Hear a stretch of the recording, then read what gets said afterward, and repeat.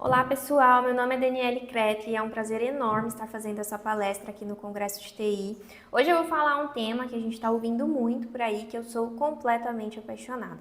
Então nós vivemos hoje no mundo cercado por algoritmos que influenciam as nossas decisões diárias, inclusive quando se trata de uma das necessidades humanas mais essenciais, que são as conexões sociais. Então, com o crescimento da inteligência artificial, tem surgido aí muitos debates relacionados à automação de empregos, mas indo muito além, a minha proposta hoje aqui é que a gente reflita sobre, com a expansão do uso da inteligência artificial, quais aspectos da interação humana serão afetados e potencialmente automatizados? Quais os principais desafios e implicações éticas do uso dos algoritmos que moldam a nossa experiência no mundo digital? E também como nós podemos aproveitar toda a conveniência oferecida pelo mundo digital sem que a gente se afaste da intimidade real com as outras pessoas. Então, eu gostaria de começar aqui dizendo que a inteligência artificial ela não é uma questão que deve ser discutida apenas por especialistas em tecnologia ou cientistas da computação, porque a IA é um campo de estudo e de pesquisa que não só beneficia, mas também é beneficiado de outras ciências. E aqui eu posso citar como exemplo as ciências sociais.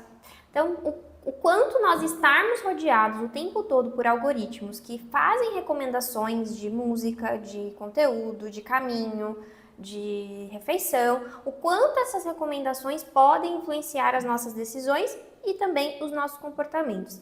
Então, a inteligência artificial ela é um ramo da ciência da computação, sim, que se propõe a estudar e criar mecanismos que simulem a capacidade humana, mas ela é um campo muito abrangente que também é importante que a gente olhe para ela a partir de outras perspectivas, né? Então, todos os impactos, benefícios e riscos derivados dessa tecnologia, elas são questões multidisciplinares e que envolvem muitas outras áreas além da computação.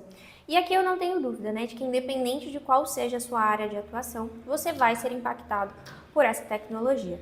Então, por isso, o nosso papo hoje aqui, ele vai ser para que a gente consiga entender como esses algoritmos que nos cercam podem também influenciar as nossas relações e os nossos comportamentos. Então, como seres humanos, né, nós somos seres sociais por natureza, então desde o princípio da humanidade, nós buscamos relacionamentos que deem sentido à nossa existência. Então, é por meio dessas conexões que nós vamos criando ao longo da vida que a gente consegue compreender a nossa identidade, a gente consegue encontrar apoio emocional, compartilhar experiências, ideias, conhecimentos. E a falta dessas conexões, elas podem afetar negativamente a nossa saúde, né? Eventualmente pode até resultar numa depressão ou numa ansiedade.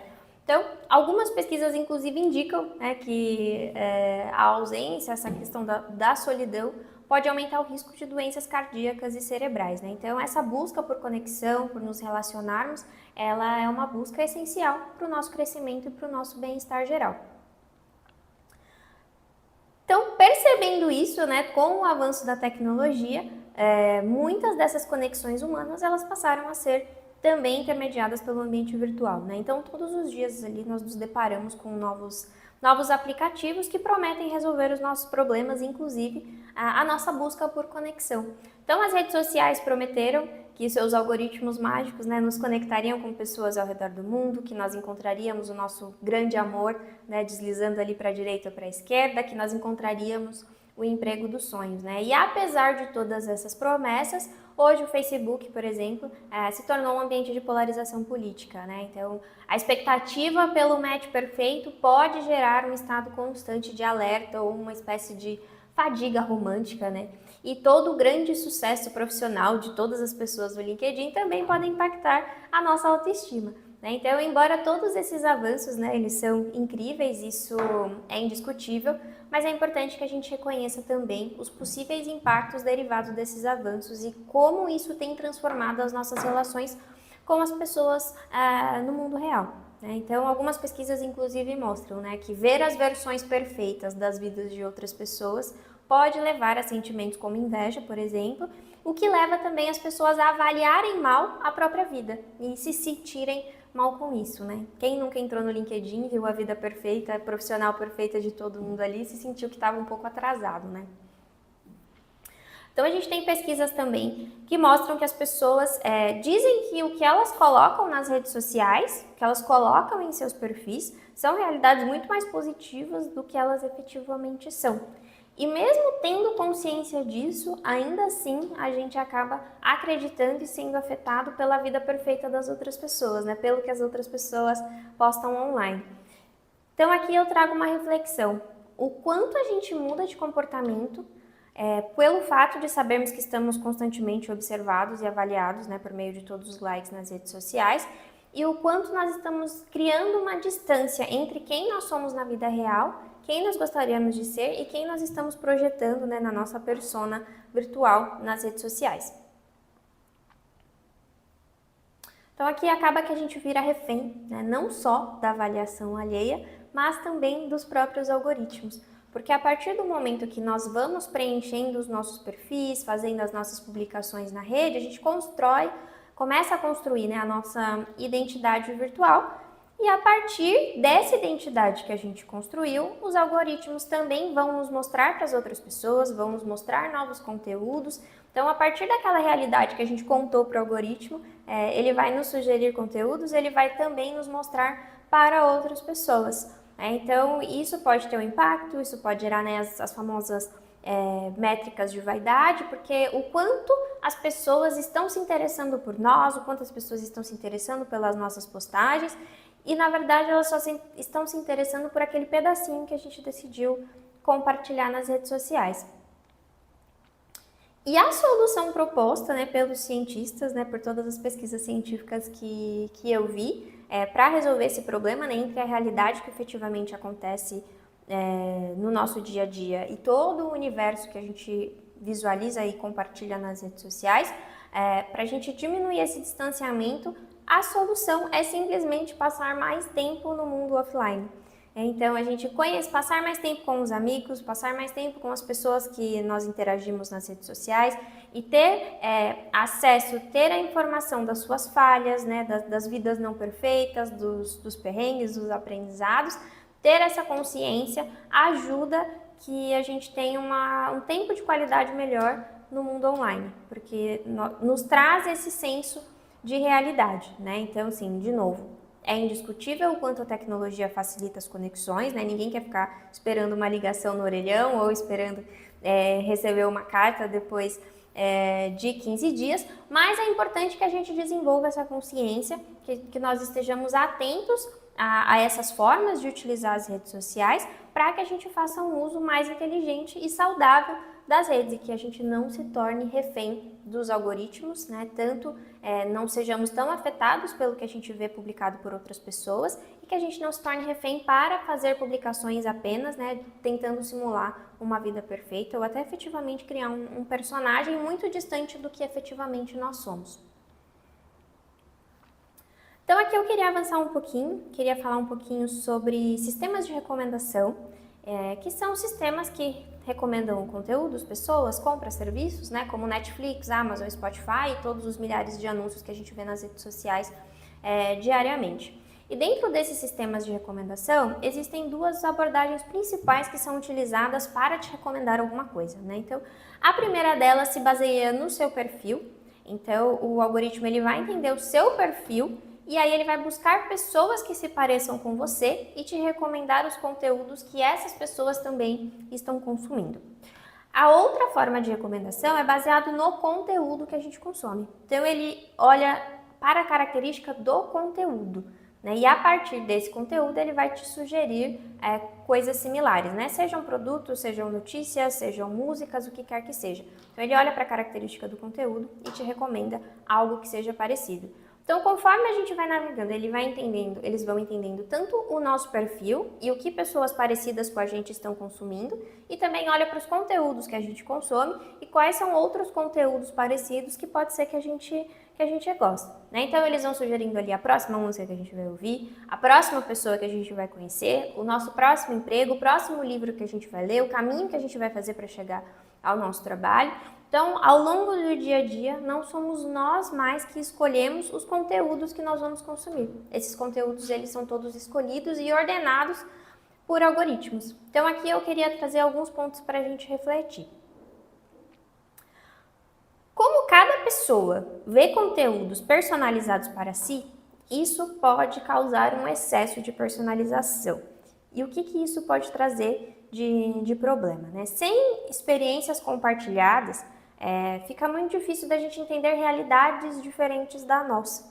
Então, a gente acaba acreditando que aquele universo que a gente está consumindo, aquelas notícias, aquelas informações, aquelas músicas, aquelas pessoas, são o único mundo que existe, né? E na verdade é só um recorte personalizado ali que todas as redes, todas as plataformas entenderam que te fariam permanecer mais tempo ali dentro.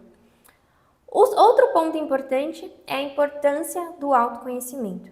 Então, é importante que a gente tenha um conhecimento efetivamente dos nossos gostos para entender por que determinados conteúdos estão aparecendo para a gente, por que determinadas pessoas estão aparecendo para a gente, para que nós consigamos fazer escolhas com base nos nossos gostos, em vez de simplesmente seguir recomendações cegamente por tudo que foi nos oferecido ali por os algoritmos diariamente, cada vez que a gente abre a internet. E o terceiro ponto que eu queria trazer aqui é a importância do pensamento crítico, para que a gente entenda que o mundo não é o recorte da nossa rede social, o mundo não é o recorte daquilo que está na nossa versão da internet. Então é importante que a gente compreenda o funcionamento desses algoritmos, o funcionamento dessas plataformas, eventualmente quais são os valores que estão inscritos dentro daqueles aplicativos, né? O que ele está utilizando efetivamente para fazer recomendação, para que a gente consiga ter esse olhar crítico de consumir efetivamente o que vai ser saudável para a gente e que também não vai intervir de uma forma efetivamente não saudável ali para a nossa realidade. Então, conforme eles vão aprendendo as nossas preferências, conforme eles conseguem influenciar os comportamentos humanos e, inclusive, afetar profundamente o escopo das nossas escolhas, esses conteúdos, essas plataformas vão fazendo com que a gente passe cada vez mais tempo ali. Então, além dos conteúdos que nós consumimos declaradamente, que nós demos nos likes, que nós compartilhamos, que a gente publicou, essas plataformas também passaram a entender a importância de olhar para uma nova camada, que é a camada da emoção. Então, os conteúdos publicados na internet hoje, eles são categorizados não só pelo seu gênero, mas também pela emoção que eles despertam. Então, se você entrar no Spotify hoje, por exemplo, você vai perceber que as recomendações elas são direcionadas para como talvez você esteja se sentindo. Elas são direcionadas para a emoção. Então, nós temos aqui músicas tristes, sextou, tenha um ótimo dia, alto astral. Elas são direcionadas para uma suposta emoção que talvez você esteja sentindo. Porque aí o objetivo da plataforma é o quê? Te fazer passar mais tempo nela. Então, acessar a sua emoção, saber o que você precisa naquele momento é um jeito muito mais efetivo dela te fazer permanecer ali na plataforma do que simplesmente categorizar as músicas aqui, por exemplo, por rock, pop, MPB.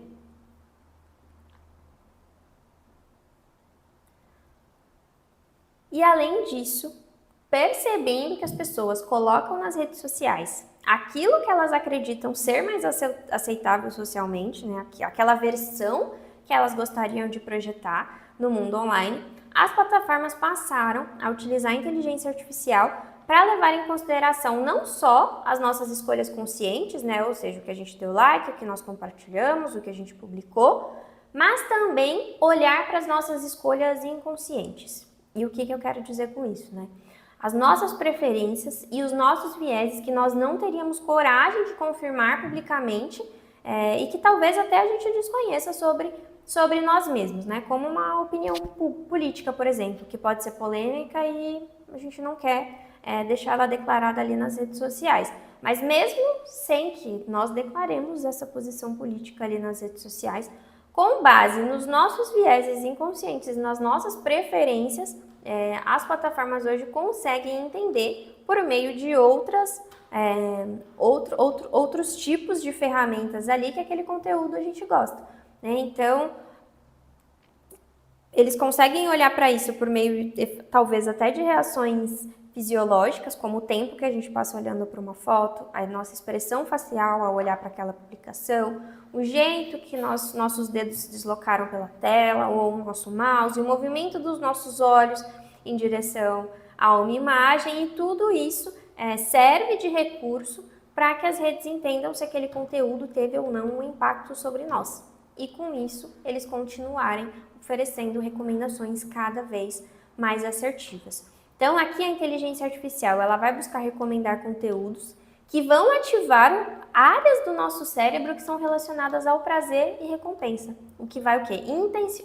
Intensificar a nossa vontade de continuar na plataforma.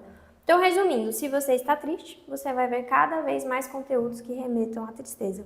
Se você tem uma determinada posição política, você vai ver cada vez mais conteúdos que reforcem essa sua posição política, né? Então, o algoritmo ele vai buscar ali o que vai te dar prazer, o que vai acessar essas áreas do cérebro de prazer e recompensa, e não necessariamente aquilo que você quer ver naquele dia ou aquilo que te faz bem. E descendo ainda mais o nível, imagina o potencial dessas recomendações se eles conseguissem saber a mudança do seu batimento ou outra condição física ao visualizar determinado conteúdo. Então, se eles conseguirem saber o que efetivamente faz o seu coração bater mais forte, né?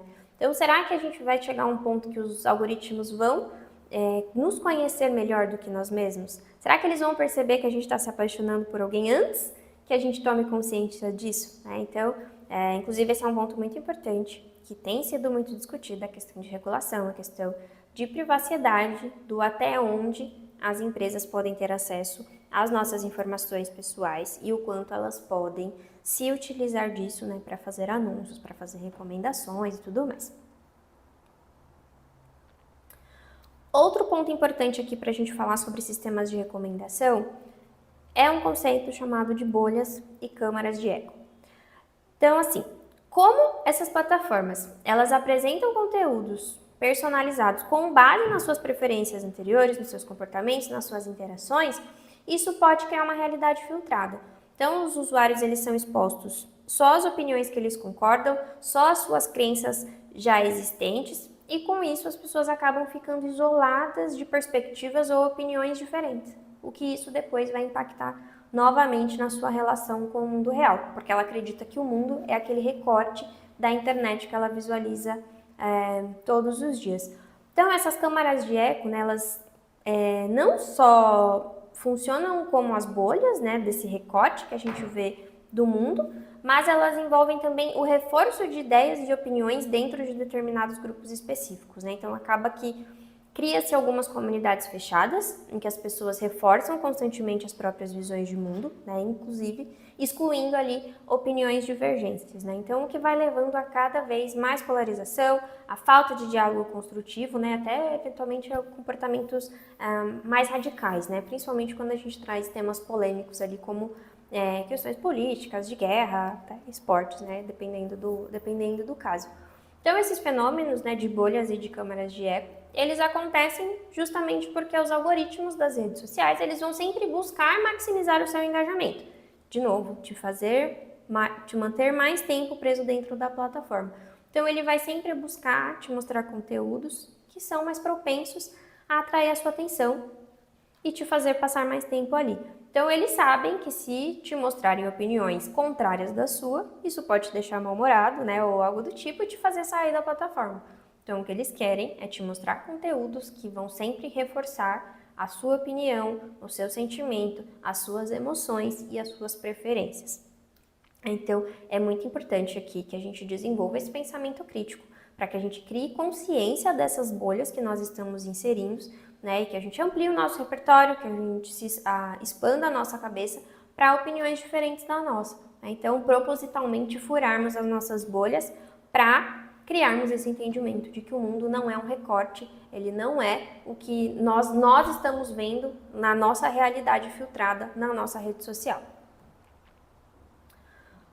Outro ponto importantíssimo aqui da inteligência artificial que pode impactar nas nossas relações sociais, que é a possibilidade de automatização de vieses inconscientes e dos nossos preconceitos. Então, como a inteligência artificial, ela aprende a partir de dados históricos e a partir desses dados históricos ela vai fazer novas predições, ela vai fazer novos conteúdos, é muito importante olharmos para a qualidade desses dados históricos.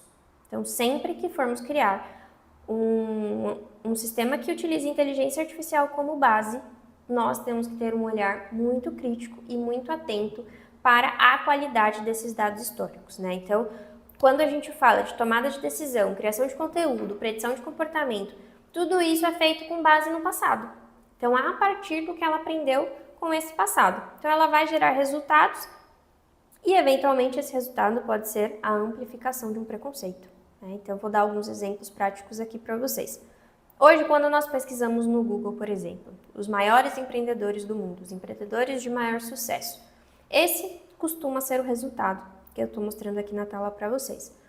E qualquer coincidência entre eles, né, não é mera coincidência, porque perceba a diversidade aqui, diversidade de gênero, diversidade racial, né, todos eles são muito parecidos, né, então qualquer semelhança aqui não é mera coincidência. Então, olhando para essa base de dados históricos, né, do que nós, hoje, como sociedade, entendemos como empreendedores de sucesso. Quando a gente pedir para uma IA, como essa que eu coloquei aqui como exemplo, né, da OpenAI, criar uma imagem de um empreendedor de sucesso, ele vai se parecer muito com aquela base histórica que eu mostrei no slide anterior para vocês. Então, ao longo da história, foi esse o repertório que a gente teve. Então, as inteligências artificiais vão se utilizar do nosso passado para criar coisas novas. Então, esse vai ser o resultado.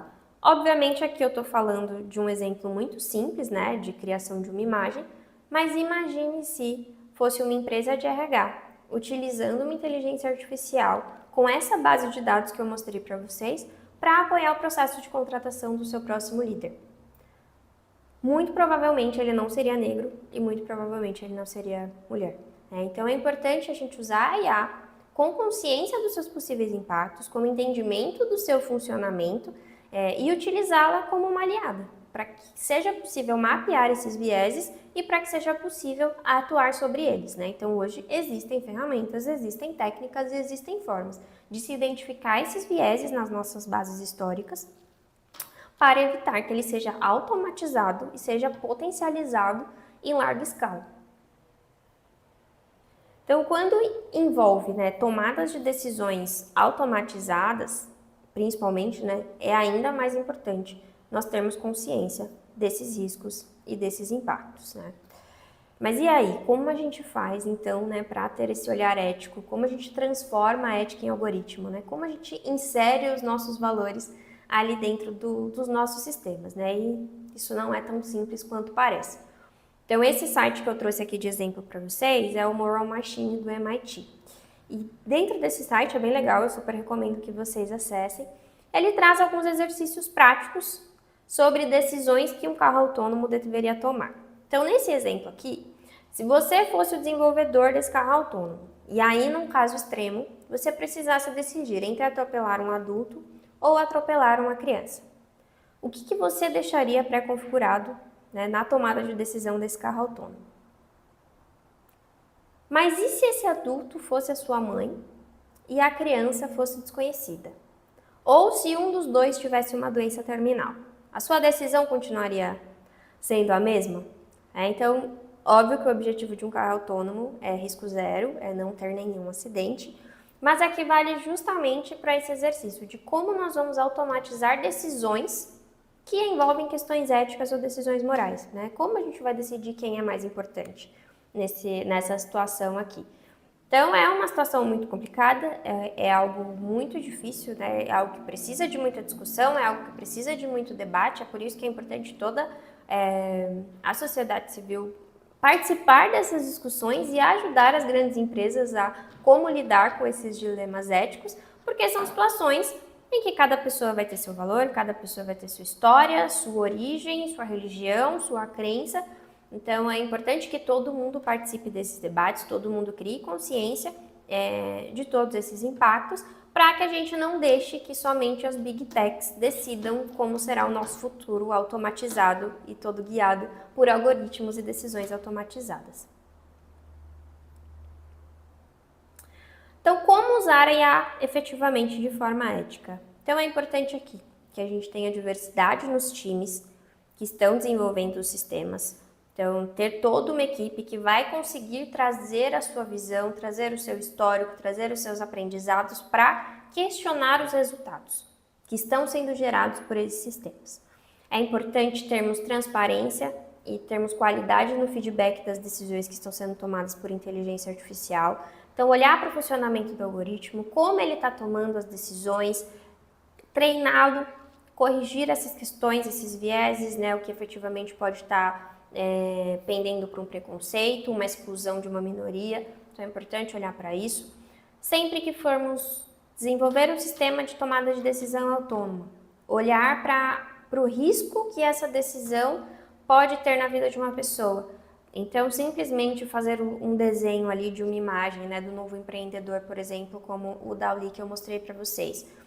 O nível de risco é muito menor do que um juiz utilizar uma inteligência artificial para decidir o tempo de pena de uma pessoa, por exemplo. Então é sempre importante olhar para o risco da decisão tomada por um sistema automatizado.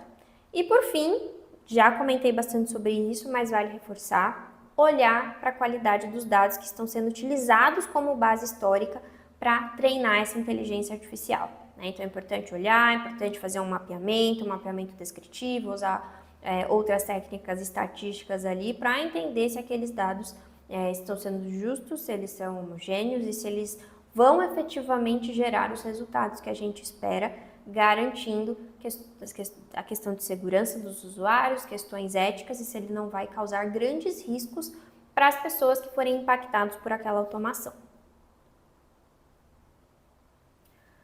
Agora, saindo um pouquinho dos sistemas de recomendação e dos sistemas de tomada de decisão, eu queria falar sobre o processamento de linguagem natural.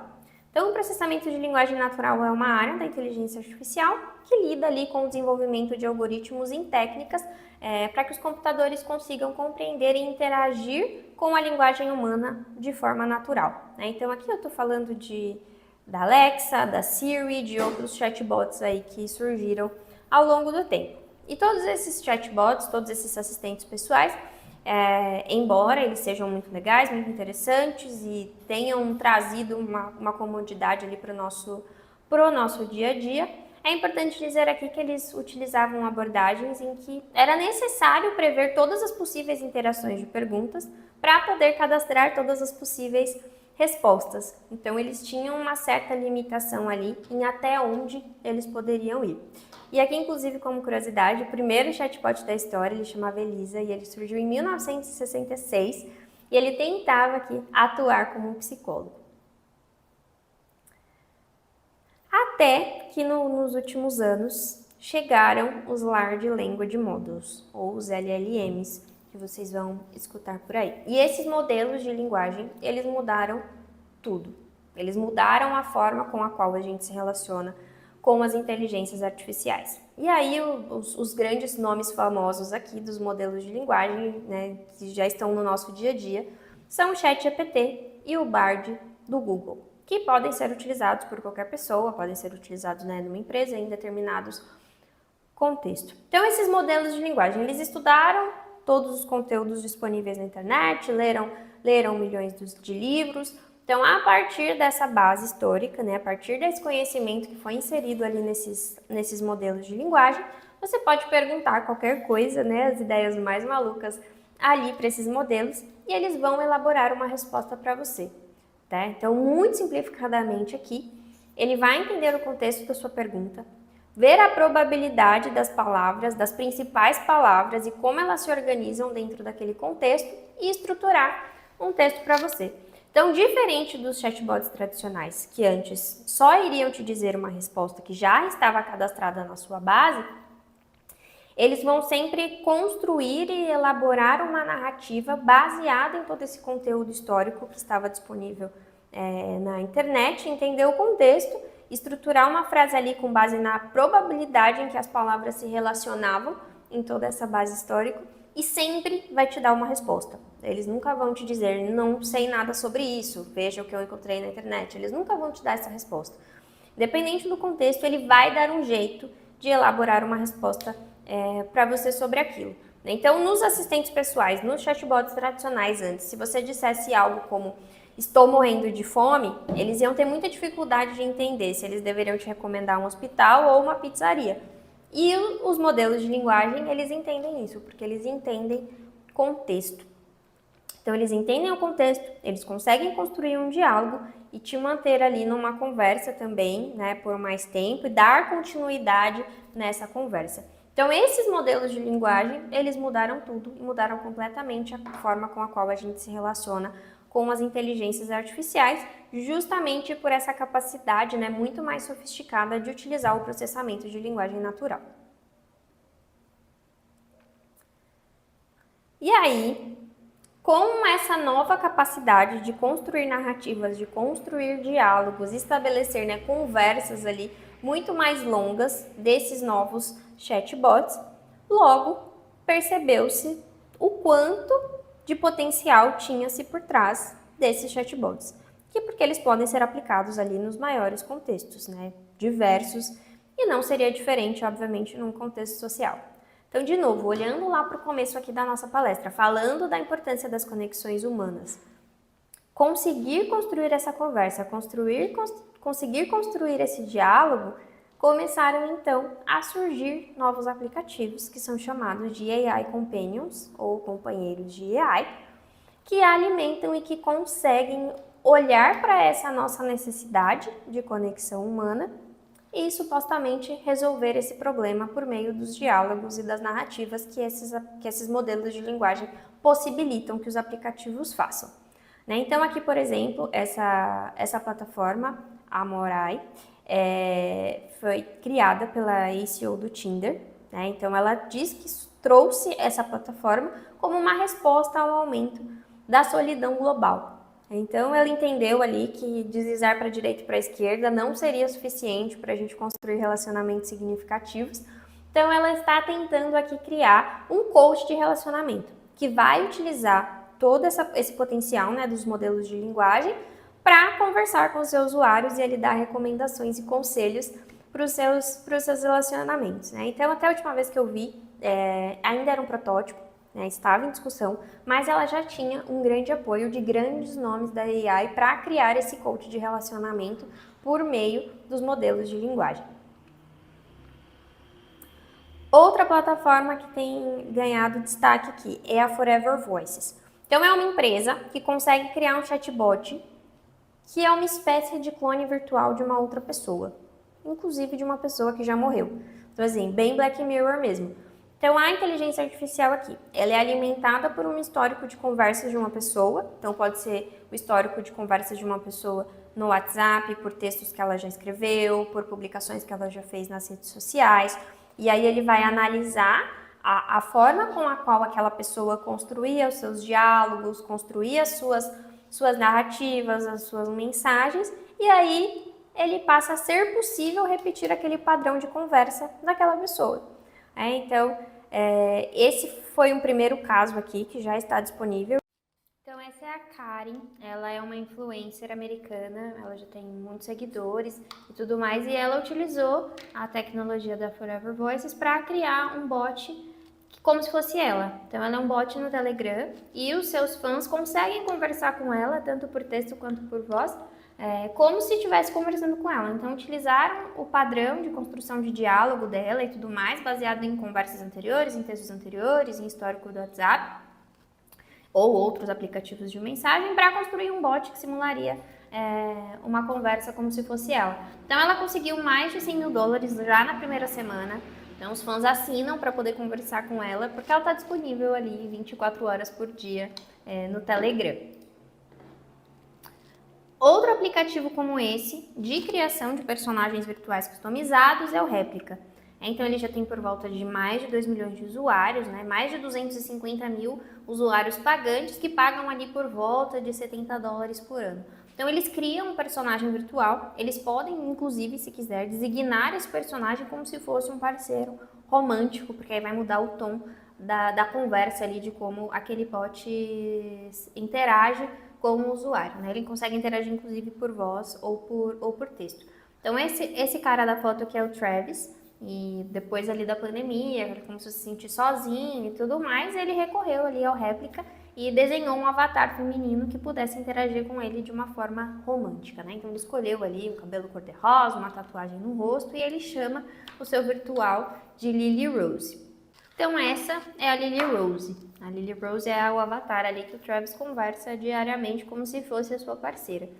Com o tempo ele foi desenvolvendo uma intimidade com ela e ele passou a ter conversas com conotações eróticas. E aí a empresa percebeu que não só o Travis, mas outros usuários estavam tendo esse tipo de comportamento dentro da plataforma. Então eles decidiram colocar filtros para que as conversas não tivessem mais esse tom. Então hoje se um usuário tenta ter uma conversa erótica com um dos avatares, o robô acaba respondendo que ele não se sente confortável com esse tipo de conversa.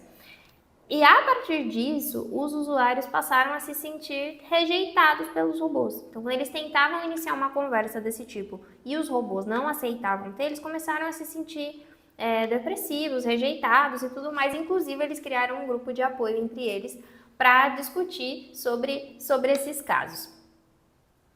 E aqui eu coloquei uma mensagem de um outro usuário, né, do Réplica, que estava na mesma entrevista.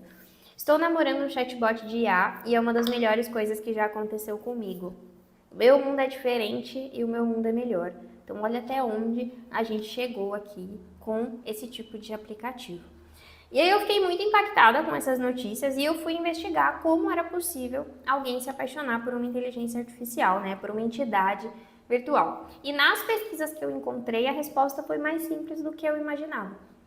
Então, se as pessoas se sentem melhor, para elas não faz diferença se aquele contexto é real ou artificial. Então, parece aqui que a ficção científica está encontrando ali seu caminho para a realidade, né? Quem assistiu o filme Her, é um filme muito bom, inclusive, o Theodore se apaixona pela sua assistente virtual, Samantha.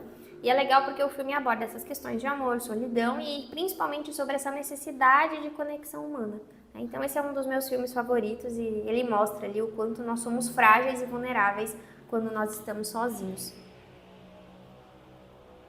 Então, o que as pessoas estão buscando ali é uma cura para a solidão, uma cura para esse vazio emocional e a ilusão de um relacionamento perfeito.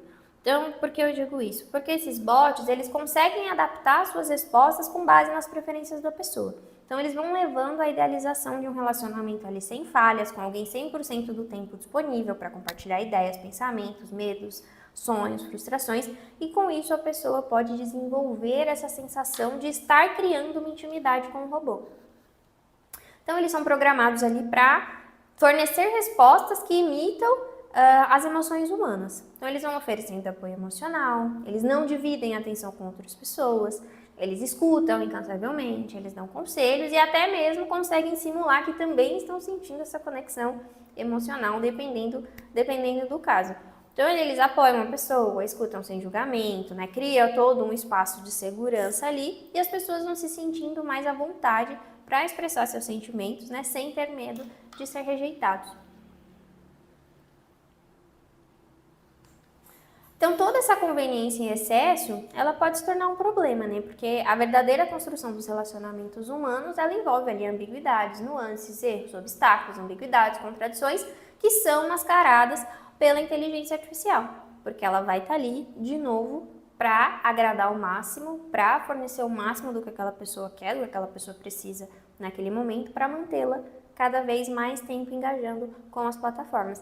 Então, diante desse cenário, quando a gente fala de aprender inteligência artificial, né, e tudo que envolve o mundo digital, nós não estamos falando simplesmente de aprender Python, de ChatGPT, de Bard ou de qualquer outra ferramenta que tem surgido aí diariamente. A gente está falando também de olhar para as nossas competências socioemocionais, para as competências humanas, né? De aceitar ali que o imperfeito é o que nos torna perfeitos e de que muitas vezes as nossas escolhas erradas eram as escolhas certas, né? E não ficar totalmente dependente de tomadas de decisão por algoritmos e recomendações por meio dessas plataformas, né? Então, aprender inteligência artificial também é desenvolver essa consciência, né, de entender a superficialidade e profundidade das relações virtuais, da gente evitar essa armadilha, né, da solidão disfarçada de hiperconectividade, de 1000 conexões, de 1000 amigos nas redes sociais. Aprender sobre inteligência artificial também é investir cada vez mais tempo nas nossas relações da vida real. Então, quanto mais tempo de qualidade nós tivermos com as pessoas na vida real, quanto mais a gente conhecê-las profundamente na vida real, melhor vai ser o nosso tempo, melhor vai ser o nosso aproveitamento do tempo nas redes sociais ou de qualquer outra plataforma online. Então, aprender inteligência artificial é desenvolver esse autoconhecimento para sair do piloto automático, né, de todas essas recomendações que são feitas para a gente diariamente. Quebrar as nossas bolhas, quebrar os nossos preconceitos, criar consciência desses nossos vieses e desses reforços diários da nossa visão do mundo filtrada ali por aquilo que a gente está vendo no nosso smartphone. Então, para finalizar, eu queria deixar um pensamento aqui do Kai-Fu Lee. Ele tem um livro muito legal que chama Como os Robôs Estão Mudando a Forma Como Amamos. E ele tem uma visão muito parecida comigo sobre o impacto da inteligência artificial no comportamento humano. Então, eu vou ler aqui para vocês. Se a inteligência artificial nos permitir em algum momento nos compreender, não será porque esses algoritmos capturaram a essência da mente humana. Será porque nos libertaram para esquecer as otimizações e, em vez disso, focar no que de fato nos torna humanos.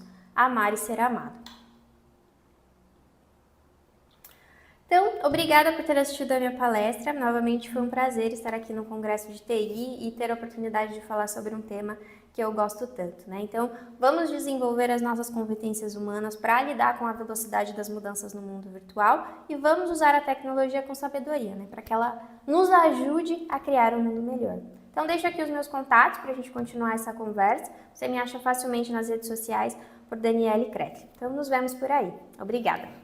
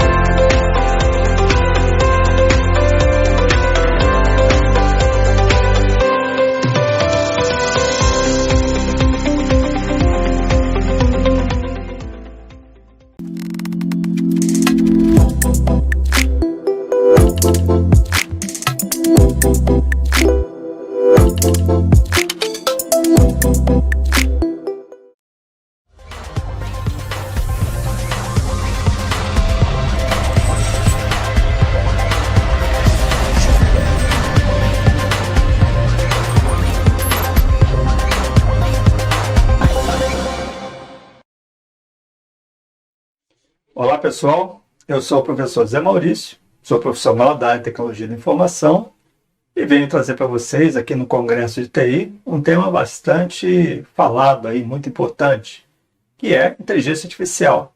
Mas não é só falar de inteligência artificial. Você, profissional de TI, você já pensou como que a inteligência artificial pode influenciar na sua carreira? Você realmente está preparado para lidar com a inteligência artificial? Você tem o conhecimento necessário? Você tem o perfil necessário que as empresas vão precisar? Pois é, vamos falar um pouquinho sobre isso? Vamos falar um pouquinho sobre esse tema? Os desafios do profissional de TI na era da IA. É isso que eu venho trazer aqui para vocês. Espero que gostem do nosso conteúdo. Vamos lá, vamos falar um pouquinho mais sobre esse assunto. Bom, deixa eu me apresentar para vocês. Meu nome é José Maurício Pinheiro. Eu sou professor universitário e também sou profissional da área de tecnologia de informação e comunicação, das TICs. Minha experiência é em gestão tecnológica, tenho especialização em sistemas de telecomunicações, sistemas de automação e redes de computadores. Também sou autor de alguns livros e artigos na área de tecnologia da informação e venho participando ativamente da organização de seminários e congressos, tanto como palestrante e convidado, objetivando justamente a falar sobre tecnologia. Afinal de contas, tecnologia é nossa cachaça, não é isso mesmo? Vamos falar um pouquinho mais então desse assunto? Vamos falar um pouquinho mais da IA? Afinal de contas, quando falamos de IA, a gente sabe que ela vem transformando o mundo de um modo geral. E a carreira de TI não é diferente disso. A IA ela nos permite automatizar tarefas, muda a forma como as demandas são apresentadas e requer novas habilidades. Influencia inclusive a maneira como o trabalho é realizado. Não só para todas as profissões, mas especificamente hoje. Nós vamos falar sobre essas mudanças e sobre essas novas habilidades que o profissional de TI precisa desenvolver. E qual o impacto da tecnologia da informação junto com a inteligência artificial? Bom, a inteligência artificial é uma tendência transformadora. Ela vem moldando profundamente como a tecnologia da informação vem procedendo, trazendo novas formas de enxergar processos existentes e criando novos processos. Então vamos explorar um pouco mais esse mundo onde a IA tem impactado de uma forma bastante contundente a tecnologia da informação de várias maneiras. Quando nós falamos de tecnologia da informação, logicamente, pensamos na automatização de processos, pensamos em sistemas, pensamos em programas, e uma das formas mais evidentes pelas quais a inteligência artificial afeta a tecnologia da informação é justamente na automatização de tarefas rotineiras. A automatização de tarefas rotineiras, onde a IA lida com operações de rotina, que vão desde monitoramento dos sistemas, aplicação de patch de segurança, gerenciamento de backups, gerenciamento de redes e até desenvolvimento de novos sistemas, vem de encontro a atividades que são realizadas pelo profissional de TI. Mas não quer dizer que o profissional de TI vai ficar sem trabalho. Ele agora vai poder se dedicar, vai poder se concentrar em atividades mais estratégicas, a elaborar planejamento, a planejar, a desenvolver novas formas de fazer. Então essa automatização de tarefas rotineiras, onde a IA passa a controlar as máquinas que muitas vezes eram supervisionadas pelo ser humano, dá mais liberdade para o profissional de TI a se concentrar em atividades de pensamento, em atividades de criação. Também, se pensarmos que essa forma de lidar, onde a IA pode otimizar esses processos, onde ela pode melhorar a eficiência operacional, isso também vai se traduzir em menor tempo de inatividade dos sistemas, maior disponibilidade também desses sistemas e com economia de recursos e, igualmente, mais tempo para o profissional de TI poder elaborar melhores soluções e desenvolver novas soluções. Outro aspecto muito importante, onde a IA passa a ser bastante útil para o profissional de TI, é na análise de grandes volumes de dados que ocorrem em tempo real. Isso possibilita identificar padrões e anomalias que seriam muito difíceis para o ser humano identificar de uma forma rápida, o que torna também muito importante sobre o aspecto da segurança digital, sobre a detecção de ameaças e mesmo previsão de problemas de infraestrutura de TI, entre outros, né? Então essa análise de BI, de inteligência de negócio, também fica facilitada e permite ao profissional de TI desenvolver novas soluções, se aprimorar em termos de soluções.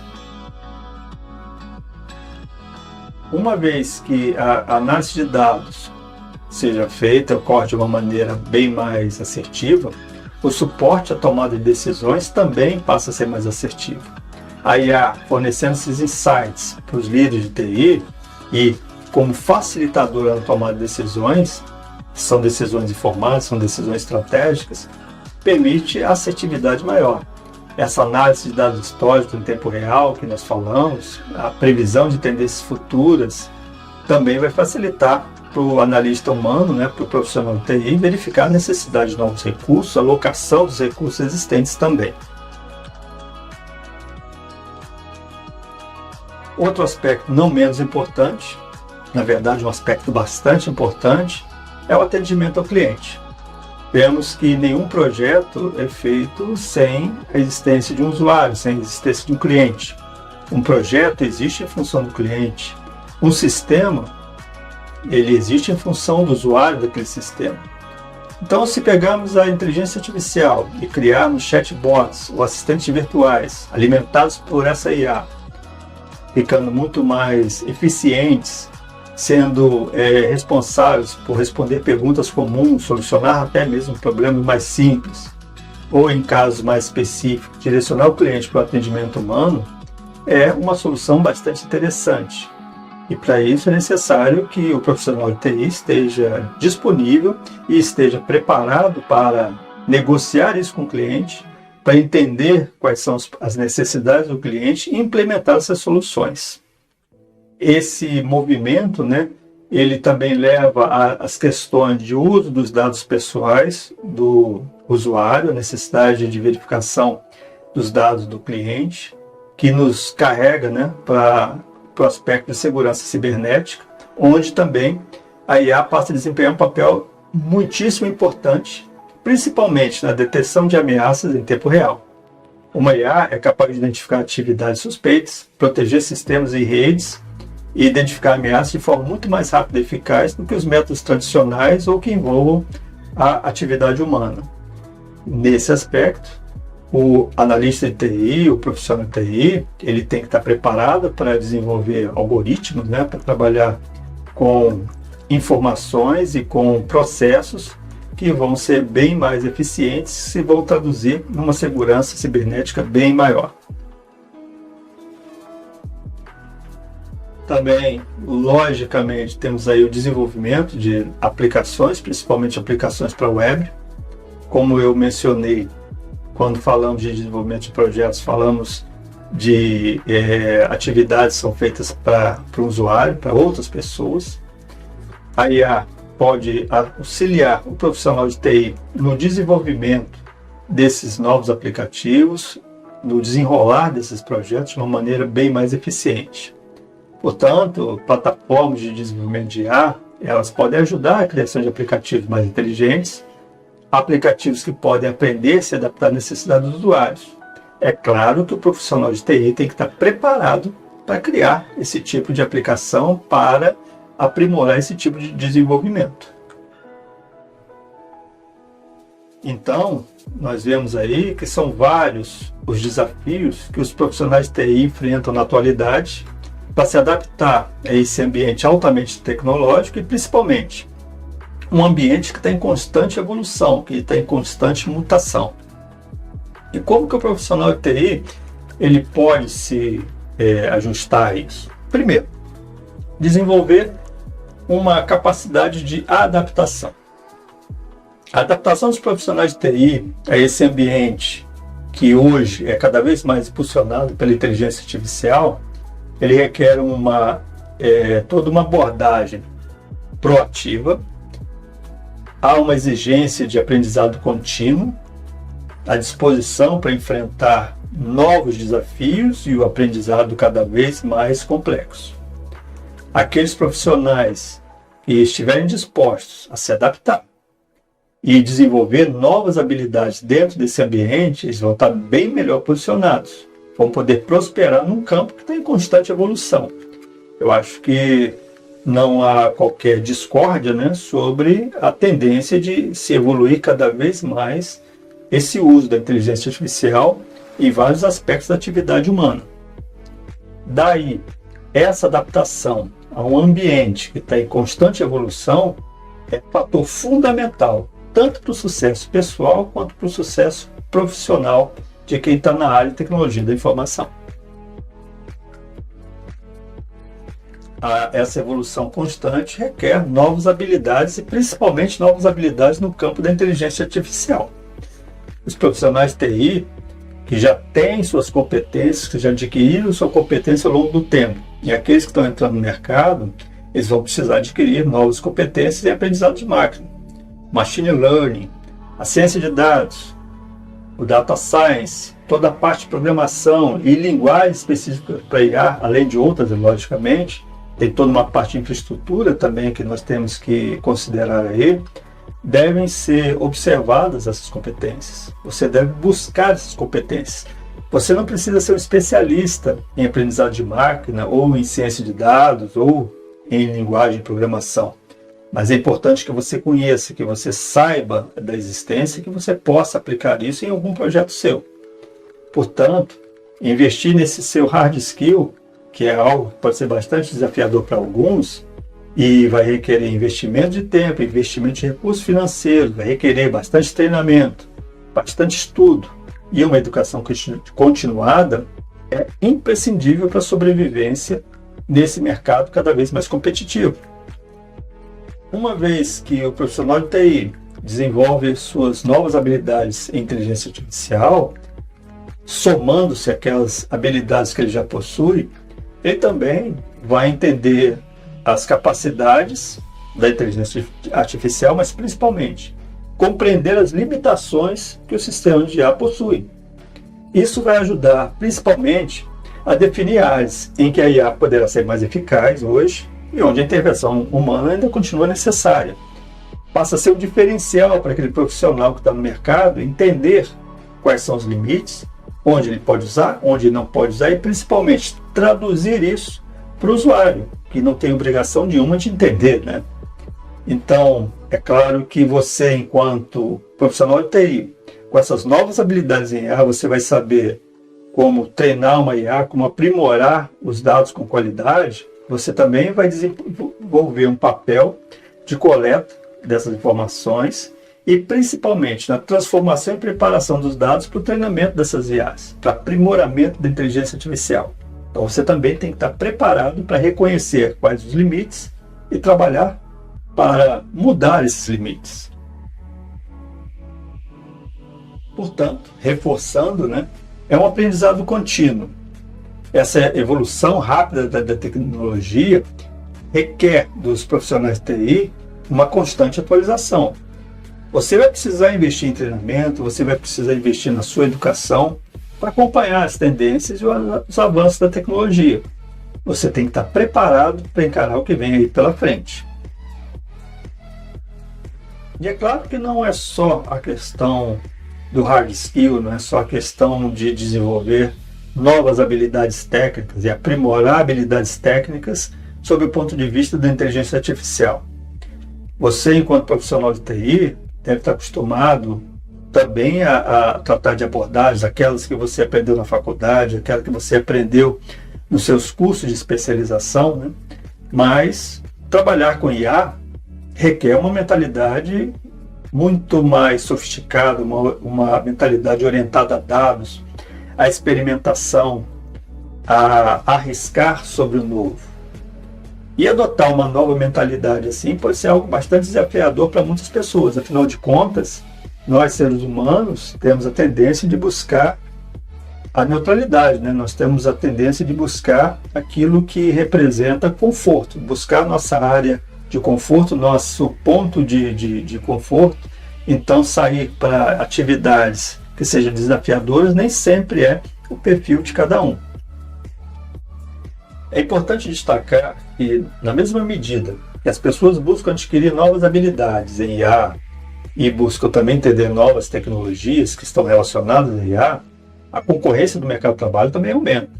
Então, aqueles que querem continuar na zona de conforto vão ter uma dificuldade maior de encontrar oportunidades de se manter dentro do mercado de trabalho ou mesmo progredir na carreira. Então é muito importante estar ligado nisso, que nem sempre a zona de conforto vai ser o melhor lugar para se permanecer.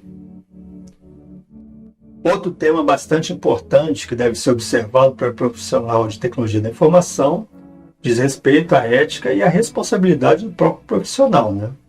Com essa crescente automatização de processos e a tomada de decisões baseadas em inteligência artificial, os profissionais de TI também precisam observar vários desafios, principalmente aqueles éticos.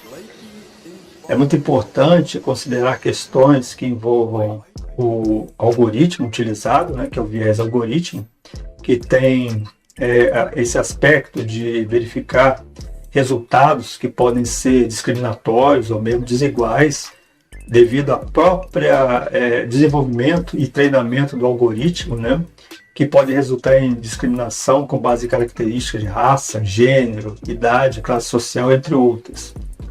Também precisamos ver aí a questão da privacidade dos dados. Lembrando que no Brasil nós temos o Marco Civil da Internet, nós temos a LGPD, que é a Lei Geral de Proteção de Dados Pessoais. Também temos em tramitação no Congresso o Marco Legal da Inteligência Artificial, que estabelece direitos a pessoas eventualmente afetadas pelo uso da inteligência artificial. Cabe a responsabilidade ao profissional de tecnologia da informação observar esses aspectos na hora de desenvolver sistemas, na hora de utilizar a própria inteligência artificial, né? Também a IA deve ser pensada para melhorar a eficiência, mas deve evitar aprofundar disparidades sociais. Então, cabe ao profissional de TI garantir que a IA seja usada para promover a equidade e a justiça de uma forma ética. Isso é fundamental. Outro aspecto muito importante é a própria adaptação da cultura organizacional, né? Muitas empresas, muitas organizações adotam IA, mas nem todas têm uma cultura que apoie realmente essa inovação e a experimentação, né? Os profissionais de TI precisam estar preparados para enfrentar resistências internas, principalmente quando tentarem implantar novas soluções baseadas em IA. Para muitas empresas mais vanguardistas, a IA é algo importante, é algo que deve ser utilizado. Para outras empresas que são mais comedidas, né, que são menos avançadas, digamos assim, o uso da IA ainda é uma dúvida. Nós temos aí empresas, muitas vezes, que adotam a IA sem o pleno conhecimento da área de tecnologia da informação, que são as Shadows IAs, né? Que são sistemas que são instalados utilizando IA e que a gente não sabe, enquanto eu falo nós profissionais da área de TI, tá? Nós desconhecemos esses sistemas instalados nas redes que nós gerenciamos e que podem trazer bastante problemas, né? Então é preciso adaptar a cultura da organização, é preciso uma política de governança e tecnologia da informação eficiente para que, primeiro, a resistência interna para implementar novas soluções baseadas em IA seja vencida e para que as implementações ocorram de uma maneira correta e não tragam problemas para a própria operação, para a própria vida da empresa, né? É claro que quando falamos dessas mudanças, também temos que pensar no gerenciamento das mudanças, né? Algo que tem muito a ver com a governança tecnológica, com a governança e tecnologia da informação. A implementação de IA numa organização requer uma mudança significativa de processo de negócio e também na própria operação da área de tecnologia de informação. Para muitos, isso é algo igualmente desafiador, tanto do ponto de vista de gerir, quanto da questão da liderança e da gestão dessas mudanças. Então, a implementação da IA requer cuidados, requer todo um processo de gerenciamento de mudanças que vai de encontro aos princípios de governança. A segurança cibernética também, como já dito, ela passa a ser um foco bastante importante, essencial para o funcionamento dos sistemas. À medida que a própria IA se torna mais central nas operações de TI, essa segurança da IA se torna uma preocupação crítica. Portanto, aplicações que não estejam sob o domínio da área de tecnologia da informação passam a ser problemáticas. Como eu disse, as Shadows IAs hoje são uma constante, porque todo mundo quer novidade, todo mundo quer utilizar a tecnologia da informação e usar a inteligência artificial como o bote salva-vidas, muitas vezes, né?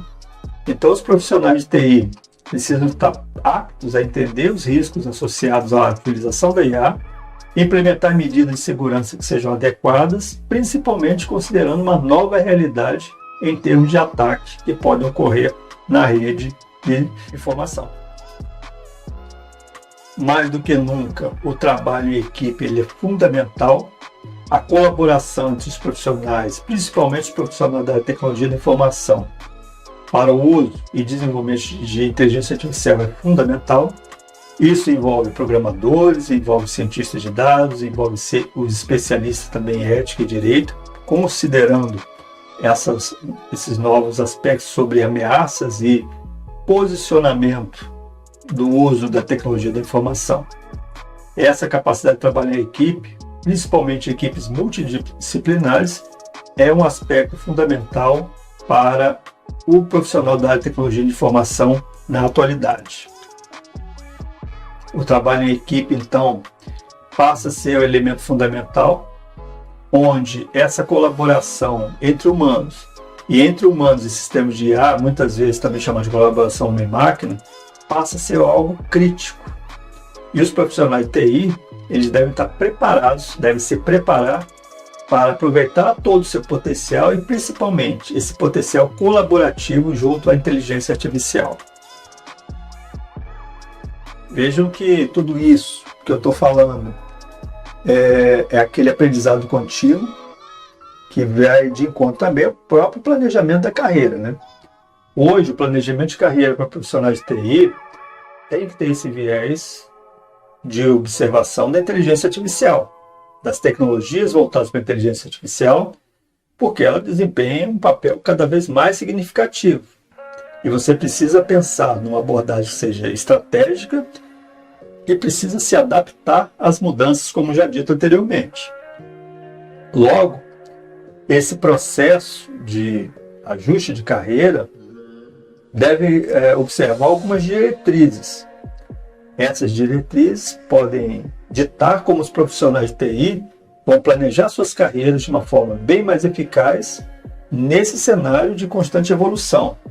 Vamos ver um pouco dessas diretrizes. Reflita sobre suas habilidades atuais. Pensa como você está em termos de habilidades técnicas. Veja seus hard skills. Também as suas habilidades não técnicas, os seus soft skills. Sua capacitação técnica e a forma como você lida com as situações é algo que é bastante importante hoje. Identifique essas áreas onde você é mais forte e principalmente onde você precisa melhorar. Considere também como a IA vai poder complementar ou aprimorar suas habilidades. Utilize a IA como uma ferramenta para você aprimorar suas habilidades técnicas e não técnicas. Acompanhe as tendências. Mantenha-se sempre atualizado com o que há de novo. Não diga eu vou correr atrás. Corra do lado. Procure. Pesquise. Pergunte. Mantenha-se atualizado. Isso inclui entender tecnologias emergentes, desenvolvimentos regulatórios, novas leis, novos regulamentos, padrões e todas as implicações éticas têm a ver com todo esse processo. Principalmente, tenha ciência de que a IA está afetando sua especialização dentro da tecnologia da informação. Isso não há o que discutir. Busque novas habilidades técnicas. Adquira habilidades que sejam relevantes na área de tecnologia de informação ou tecnologias conectadas, aprendizado de máquina, ciência de dados, programação, a própria infraestrutura. Afinal de contas, você tem que dar suporte. Precisam de máquinas, precisam de redes.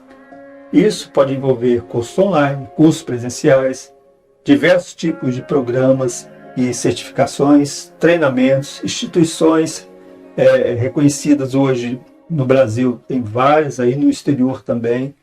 O inglês não é diferencial, inglês é obrigação. Observe tudo isso.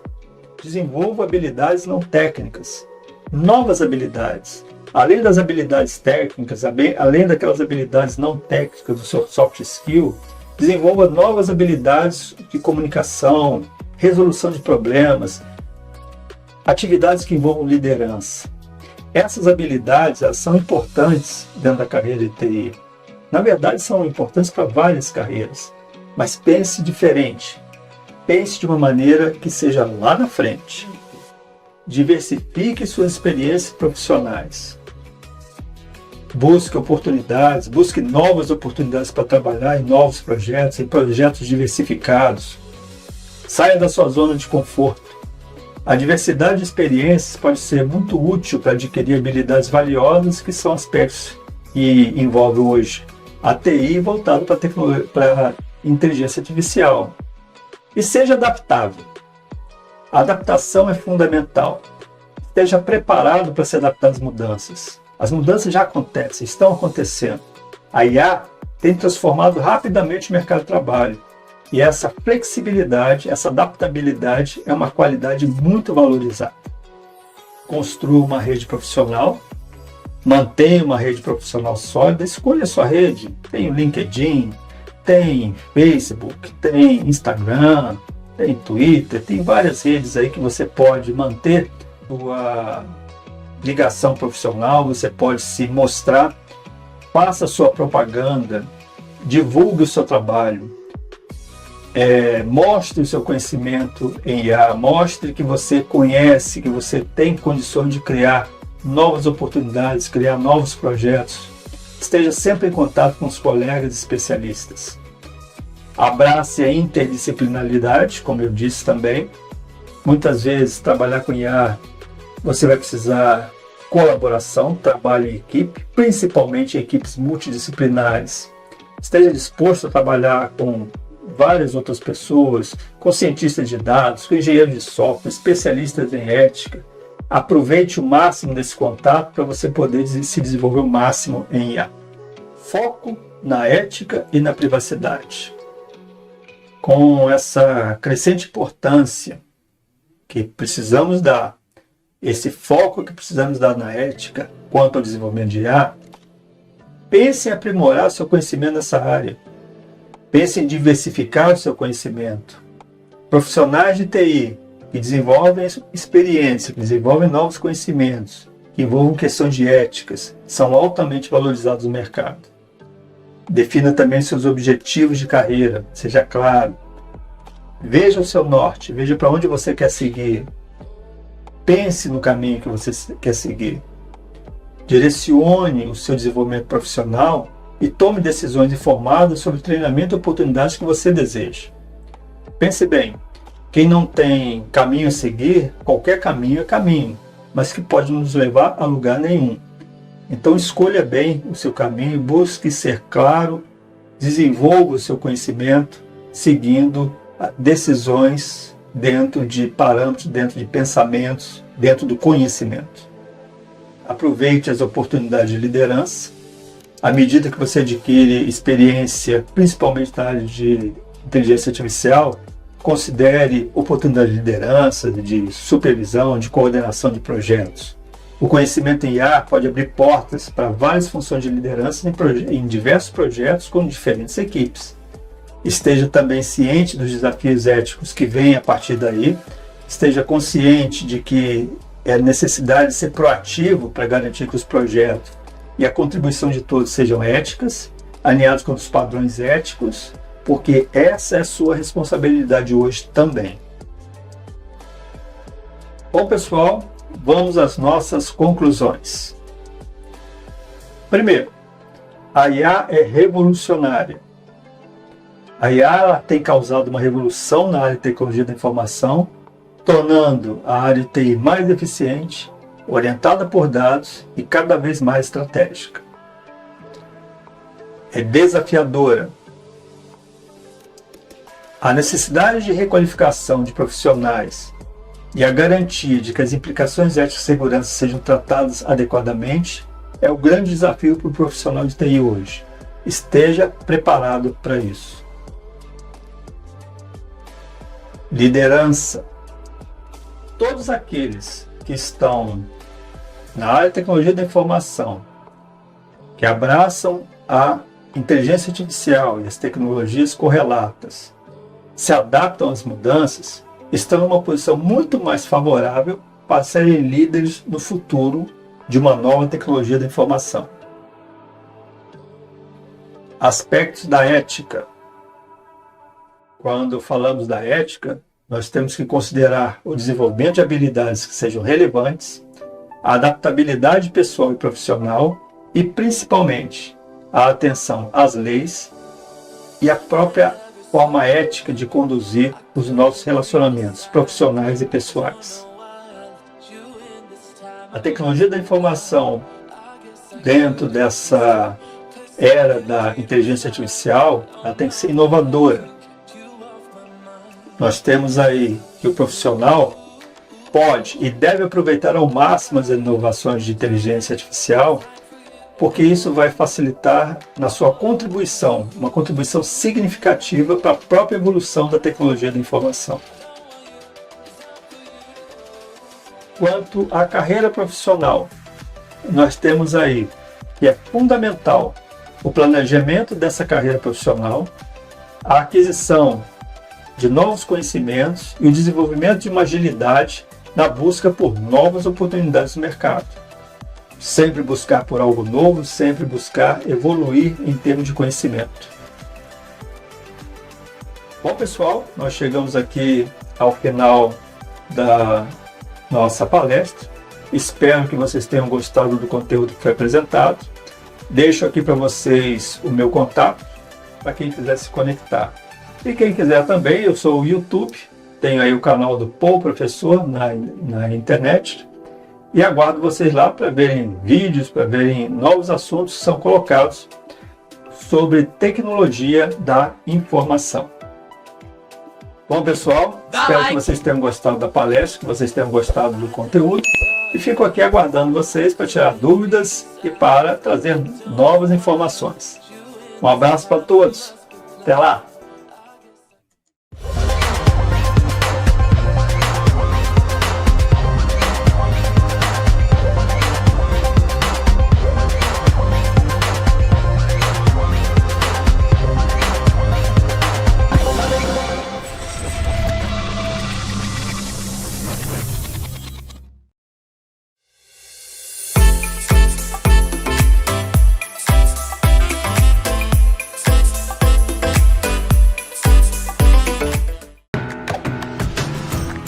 Você sabia que 73% dos cancelamentos de assinaturas são por problemas no atendimento ao cliente? Que as empresas perdem até 20% das vendas por falta de resposta aos consumidores? Ou que os leads atendidos pelo telefone convertem 2 vezes mais que os atendidos via chat? Então você precisa conhecer a NVoIP. Uma plataforma de comunicação por voz, chat e API que ajuda empresas a melhorarem sua comunicação, aumentando as vendas e a satisfação do cliente. Com a NVoIP, você consegue atender seus clientes por chamadas de voz ou por chat dentro da mesma plataforma. Cria fluxos de atendimentos intuitivos e usa nosso serviço de Business Intelligence em tempo real, transformando seus dados em insights valiosos que podem transformar o seu negócio. Conheça a NVoIP e resolva os problemas de comunicação com seus clientes.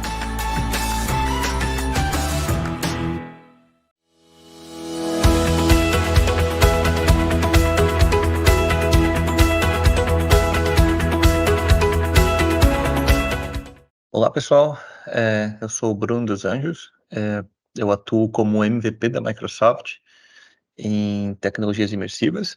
Eu costumo me apresentar, na verdade, com 2 crachás. Eu tenho essa atuação na Microsoft, atuo como porta-voz em tecnologias imersivas, metaverso, na América Latina, e também atuo como diretor de tecnologias imersivas na PBSF. Hoje eu vou apresentar para vocês sobre o Microsoft Mesh. O Microsoft Mesh é a plataforma de serviços imersivos da Microsoft. Eu preparei para essa apresentação a seguinte cronologia. A gente vai falar um pouquinho sobre o ecossistema de soluções, a gente vai falar um pouquinho sobre as demandas de Mixed Reality no mercado, adentrar no Microsoft Mesh, o que é, como funciona, falar sobre a plataforma em si, e uma visão técnica, um pouco da visão de arquitetura e o que o Microsoft Mesh traz para os desenvolvedores. E por fim, eu quero encerrar falando sobre as capacidades e o roadmap da plataforma, o que a Microsoft está planejando para os próximos passos da plataforma, né? Então, vamos lá. Deixa eu passar para o próximo slide. É importante, antes de a gente falar do Microsoft Mesh, a gente falar sobre o contexto da Microsoft no que diz respeito a Mixed Reality, sobre o ecossistema que a Microsoft tem de soluções e serviços. Um parênteses rápido que é interessante fazer. Quando a Microsoft, quando a gente trata do Microsoft Mesh, ele é uma plataforma pautada no que diz respeito ao metaverso. O metaverso, na minha interpretação, no que eu sempre apresento para os nossos clientes e na definição de estratégia, eu gosto de apresentar o metaverso como, em uma frase única, como uma nova interface de consumo. uma nova forma de você lidar com a informação, uma nova forma de você manipular a informação. E quando a gente fala de metaverso, a gente tem diferentes formatos, diferentes formas de consumir o metaverso. Realidade aumentada, realidade mista e realidade virtual. Sem adentrar muito nesse tema, a Microsoft, ela se posiciona no metaverso no formato de realidade mista.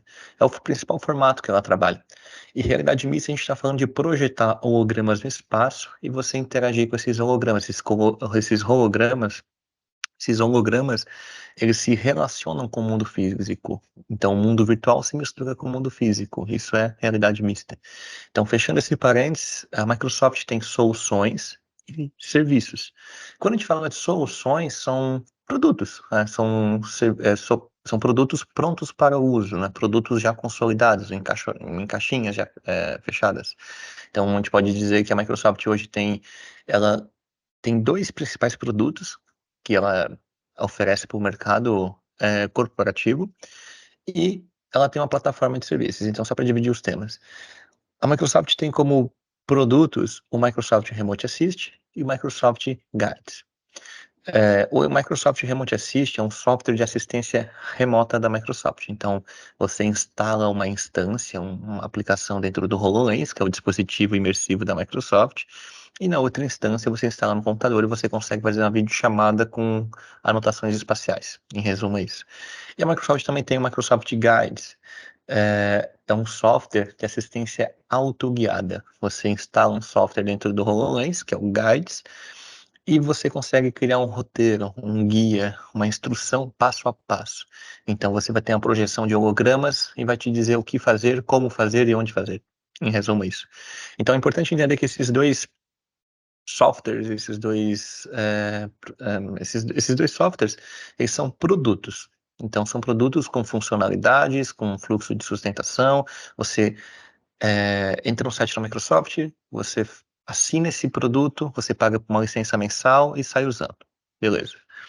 E a Microsoft tem como serviços, que são os build blocks, as caixinhas, para você criar sua própria solução. Até ela anunciar o Mesh, ela apresentava o seguinte: ela tem serviços para a criação de soluções imersivas dentro da Azure. Então, a Microsoft tem a Azure, que é a nuvem dela, e dentro desses serviços, o que diz respeito às soluções imersivas, ela apresentou o Azure Spatial Anchor e o Azure Remote Rendering. Então, o Azure Spatial Anchor é um serviço da Microsoft para você criar âncoras espaciais. Para quem não está habituado com o tema, âncoras espaciais é quando você projeta um holograma no espaço com o Microsoft HoloLens, ou você projeta algo em realidade aumentada com o seu celular, você precisa definir uma posição daquele objeto no espaço. E quando você cria uma experiência multiplayer, ou seja, diferentes usuários com diferentes dispositivos visualizando aquele mesmo objeto holográfico, você precisa de uma referência espacial, de um ponto fixo no espaço, uma âncora espacial. Então a Microsoft tem todo um serviço para você criar a âncora, compartilhar a âncora, você salvar a âncora e por aí vai. Então é chamado de Azure Spatial Anchor ou Azure Object Anchors, que é um serviço, uma variação desse serviço. E o Azure Remote Rendering é um serviço da Microsoft que você renderiza os objetos na nuvem. Você usa máquinas virtuais para renderizar um objeto. Quem trabalha com renderização de objetos sabe que renderizar um objeto, né, reproduzir esse objeto na tela, custa processamento. Memória, placa de vídeo, processador, dependendo da forma que você faz a arquitetura, enfim, vai consumir mais ou menos de algum desses componentes. O HoloLens, por exemplo, que é o dispositivo imersivo da Microsoft, ele projeta hologramas no espaço. Ele não tem uma capacidade tão alta de projetar, de renderizar um objeto 3D. Então você consegue renderizar na nuvem, você paga um serviço por assinatura e por aí vai. Então, antes da Microsoft anunciar o Microsoft Mesh, ela se posicionava assim: eu tenho minhas soluções, que são meus produtos, e eu tenho meus serviços. Então, soluções são produtos prontos para uso. E serviços são os build blocks, as caixinhas, os blocos de desenvolvimento que você usa para criar sua própria solução. É importante a gente ter essa introdução, é importante ter essa diferenciação no que diz respeito a tecnologias imersivas. Mas quando a gente olha para isso, a gente tem uma série de desafios no mercado. Por exemplo, quando a gente vai renderizar modelos 3D de alta fidelidade, né? A gente tem dificuldade de fazer isso. Os objetos são pesados, eles têm muitos polígonos, então você precisa de uma solução para isso, você precisa de todo um tratamento para isso. hoje, antes, sem você ter o Microsoft Mesh, você tem que otimizar isso. Você faz isso dentro de casa com o seu time de desenvolvimento, ou você usa um serviço pronto para você otimizar, reduzir a quantidade de polígonos, deixar aquele modelo mais leve para conseguir renderizar em um celular, renderizar no HoloLens ou qualquer outro dispositivo imersivo. Tem uma série de dificuldades também quando você vai representar pessoas, né? Então, dentro do que diz respeito a metaverso, seja em realidade virtual ou seja em realidade mista, quando você vai reproduzir um avatar. Então, tem uma série de dificuldades. Você tem que ter bibliotecas, você tem que criar a parte de sincronização dos movimentos e tudo mais. É, a estabilidade do holograma é um outro ponto bem pertinente, porque quando você projeta algo em realidade mista, você tem que manter aquele holograma estável no espaço. Para quem nunca utilizou o HoloLens, parece um pouco abstrato, mas foge um pouco da pauta aqui dessa apresentação. Mas quando você usa o HoloLens, que é um dispositivo da Microsoft, você veste ele tem uma lente semi-transparente, ele projeta um holograma no espaço e aquele holograma fica fixo. Então você consegue andar em volta do holograma e ele fica ali paradinho no espaço. Essa ilusão de que ele está parado é feito via código. Então é uma âncora espacial, um ponto de referência no espaço. Então tem uma série de dificuldades para você criar uma âncora, para você manter um holograma estável, para você compartilhar essa âncora, para você salvar essa âncora, para dar a ilusão de que aquele objeto virtual faz parte do espaço físico, do ambiente físico. E a sincronização de expressões e sessões de multiusuário é bem complexo, né? Então você tem que usar uma coxa de retalhos, uma série de serviços para você criar uma solução que seja multiplayer e multiusuário. Então, quer dizer, multiplayer e multidispositivo, né? Diferentes usuários em diferentes dispositivos participando da mesma sessão. Então, tem uma série de dificuldades quando você vai criar uma solução imersiva, né? Seja para realidade aumentada, realidade mista, realidade virtual. Em uma frase, quando você vai criar uma solução pautada no metaverso, esses são os principais desafios. A Microsoft, olhando para isso, ela propôs o seguinte: bom, vamos criar uma plataforma de serviços. Vamos empoderar os desenvolvedores com as caixinhas de desenvolvimento para que esses grandes problemas já estejam resolvidos. E as pessoas se preocupem mais em desenvolver a solução do que com essas complexidades técnicas. Foi pensando nisso, que a Microsoft anunciou há uns 2 anos atrás o Microsoft Ignite, o Microsoft Mesh. Então, qual o conceito do Microsoft Mesh, né? Então, se você botar um Google e procurar no YouTube, você vai encontrar esse vídeo da Microsoft falando sobre o Microsoft Mesh, mostrando uma série de imagens encantadoras, mas o que é e como funciona? Fica um pouco confuso para algumas pessoas ao longo do tempo. O Microsoft Mesh, ele é a plataforma de realidade mista baseada em nuvem que permite pessoas de diferentes locais físicos participem de experiências holográficas, colaborativas e compartilhadas em diferentes dispositivos. Eu gosto de apresentar em uma frase de que o Microsoft Mesh é uma plataforma de serviços imersivos baseada em nuvem. Ponto. Então, a Microsoft está dando ferramentas e condições para que você crie soluções imersivas, seja em realidade aumentada, realidade mista ou realidade virtual, e você incorpore esses serviços no seu fluxo de desenvolvimento. Em resumo, é isso. O Microsoft Mesh, ele tem 3 pilares, né, que ele se propõe a resolver. Primeiro é viabilizar o senso de presença, seja por meio de avatares, que são representações virtuais. Então, entre aspas, os bonequinhos que representam você, aquele objetinho em 3D e tal, bonequinho em 3D que tem uma representação, e a questão do holoportation. Como mostra ali no vídeo atrás, rolando, você capturar a sua imagem real, como se fosse essa câmera aqui, só com uma câmera com profundidade, e você reproduzir ela em um ambiente imersivo. Você literalmente aparecer em forma de holograma, forma holográfica, né? A Microsoft, assim como outras empresas, estão propondo esse tipo de serviço, tem uma certa complexidade, enfim, mas o Microsoft Mesh, ele vem com essa questão. O primeiro grande pilar é viabilizar o senso de presença. Eu estar presente em outro lugar via projeção holográfica ou via avatar. Então ela tem soluções pautadas para isso. O segundo pilar do Microsoft Mesh é a colaboração. Permitir que os usuários desculpa, permitir que os desenvolvedores criem soluções colaborativas. Então, ambientes multiplayer, ambientes em múltiplos dispositivos, né?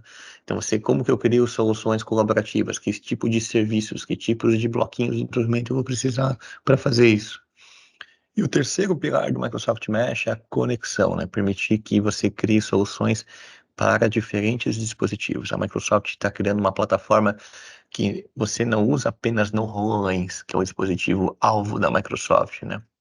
Mas que você use isso no seu Android, que você use isso no seu iOS, que você use isso no seu MetaQuest, no seu óculos de realidade virtual, enfim, diferentes usuários em diferentes dispositivos vendo e colaborando na mesma experiência. Então, esse senso de conectividade é muito importante.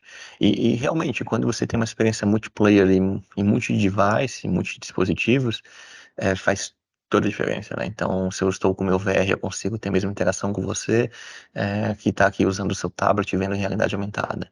Por isso que eu gosto de apresentar metaverso como uma interface de consumo. No final do dia, é uma forma de você manipular a informação. Com o HoloLens você usa as mãos livres. Com o tablet você usa uma interface touch. No VR você usa os controles. E no computador você usa mouse e teclado. Só muda a forma que você interage, mas os formatos, né? Mas no final do dia é uma interface que você está consumindo conteúdo. Então o Microsoft Mesh ele veio com esses três pilares, com essas três propostas, né? Então quando você olha o vídeo, você consegue enxergar um pouco disso, beleza? Conectividade, a parte de representatividade, na verdade, de viabilização de presença, a parte de conexão, enfim. Mas como que a Microsoft vai fazer isso na prática, né? Os bits bytes, os detalhes. Aqui tem uma visão esquemática da arquitetura do Microsoft Mesh. O Microsoft Mesh foi anunciado, se não me engano, há 2 anos atrás em Ignite. Ele ainda não foi publicado, ou seja, não está disponível para as pessoas. Existe uma certa confusão que hoje está disponível o Microsoft Mesh for Teams. A gente vai falar um pouquinho disso já. Mas voltando aqui, essa é a visão da arquitetura do Microsoft Mesh. O que a gente tem aqui? A gente tem três camadas. Na camada inferior, onde a gente tem aqui multi-device, a gente consegue ver a Microsoft diz o seguinte, olha, o Microsoft Mesh ele vai suportar diferentes dispositivos. Então você vai ter SDKs, você vai ter bibliotecas para desenvolver para o HoloLens, para dispositivos de VR, para smartphones e tablets e para computador. Então ela tem esse suporte de múltiplos dispositivos. Nessa camada superior você tem aqui os blocos de desenvolvimento. Então ele vai ter toolkits, caixinhas de ferramentas para você conseguir ter já os códigos e interfaces prontas para desenvolver, as capacidades, que são os serviços de nuvem, e a conexão com o core da Microsoft. A gente já vai falar um pouquinho mais desse cara aqui. Então, essa é a essência do Microsoft Mesh. E na camada superior, a Microsoft está mudando um pouco a nomenclatura e a forma que apresenta soluções para o mercado, ela está chamando os aplicativos de Mesh Enabled Apps. Então, a princípio, se você tem um HoloLens na sua empresa, você consegue ir lá no HoloLens, na loja da Microsoft Store, você consegue baixar o aplicativo de preview do Microsoft Mesh para ter uma experiência multiplayer e tudo mais. O Outspace VR, ele foi descontinuado, então ele foi incorporado no Microsoft Teams, mas antes tinha o Outspace VR, que é uma plataforma onde você criava eventos em realidade virtual, você conseguia usar esses eventos no seu computador, no seu óculos VR. A Microsoft comprou o Outspace, incorporou nela e hoje trouxe para o Microsoft Teams. O Microsoft Teams, que na época que eu fiz essa apresentação, uns 2 anos atrás, ele estava para ser anunciado, hoje já está disponível. Se você der um Google Microsoft Mesh for Teams, ou Microsoft Teams Mesh Enabled, tem esse codinome técnico, enfim, você vai conseguir ver que o Teams hoje tem uma camada de soluções imersivas, né? Você consegue criar uma reunião no ambiente 3D, você consegue trazer os seus avatares e usar todo o Office 365 ali dentro, é bem legal. E outros aplicativos que estão por vir, como o Dynamics 365 vai ter suporte ao Microsoft Mesh, e outros aplicativos de parceiro, aplicativos de terceiros que vão estar usando o Microsoft Mesh. Então, basicamente, o Microsoft Mesh é uma plataforma, e essa plataforma ela pode empoderar e potencializar soluções que já existem. Por exemplo, o Teams. O Teams é um software de videochamada da Microsoft. esse software vai ser potencializado com o Microsoft Mesh. Então, hoje no Teams, quando você cria uma reunião, você consegue criar onde vai ser a reunião? Vai ser dentro dessa salinha imersiva. Então, você consegue entrar e fazer reunião dentro do Teams, usando seus avatares, ambiente 3D, com áudio espacial e por aí vai. Enfim, então essa é a visão da Microsoft em termos de uma visão alto nível da arquitetura, né? Tem os aplicativos e soluções, tem a parte, as ferramentas para o desenvolvedor e tem a parte dos dispositivos que ela dá suporte. Avançando, entrando aqui no detalhe das ferramentas para o desenvolvedor, a gente tem os toolkits, as capabilities e o core da plataforma. Basicamente, se a gente for de baixo para cima, o core da plataforma, a Microsoft está dizendo o seguinte, ó, deixa esse trabalho de back-end, esse trabalho de conexão com usuários, a parte de cobrança, toda a parte de infraestrutura que a Microsoft já tem hoje, vamos usar o que ela já tem, não vamos reinventar a roda. Quando a gente cria uma solução imersiva, a gente tem que recriar muitos serviços, recriar muita conexão. Então, onde a Microsoft tem clientes, né, corporativos, ela já entra com uma vantagem, porque você já consegue usar todo o core da Microsoft, com APIs e conexões simples, você consegue trazer isso para a sua experiência imersiva. Então, parte de usuários, sessões, conexões e tal, cobrança, se mantém tudo mesmo, assim como quando você cria uma solução Microsoft padrão, ou quando você faz uma conexão com o Office 365. Então fica muito mais fácil de você fazer a gestão e evolução da solução. Basicamente, ela está dizendo com o Microsoft Mesh. Deixa essa parte difícil com a gente, se preocupa mais com a solução, com a experiência imersiva em si. Então, usa o meu core, que já está pronto, e depois se preocupa com as capacidades e a experiência imersiva em si. Quando a gente olha para a caixinha de capacidades, é onde a Microsoft pretende se diferenciar com o Microsoft Mesh.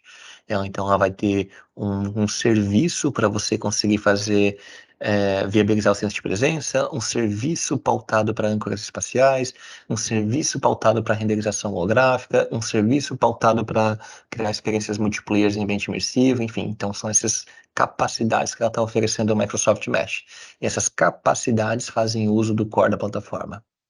E na camada mais alto nível, o toolkit, são os SDKs, são os construtores ali de UX que você vai ter, onde você vai ter bibliotecas com os componentes para você criar sua solução, botões, templates, a parte dos avatares já vem com todas as bibliotecas prontas, enfim, e os SDKs de conexão, enfim, essa é a proposta.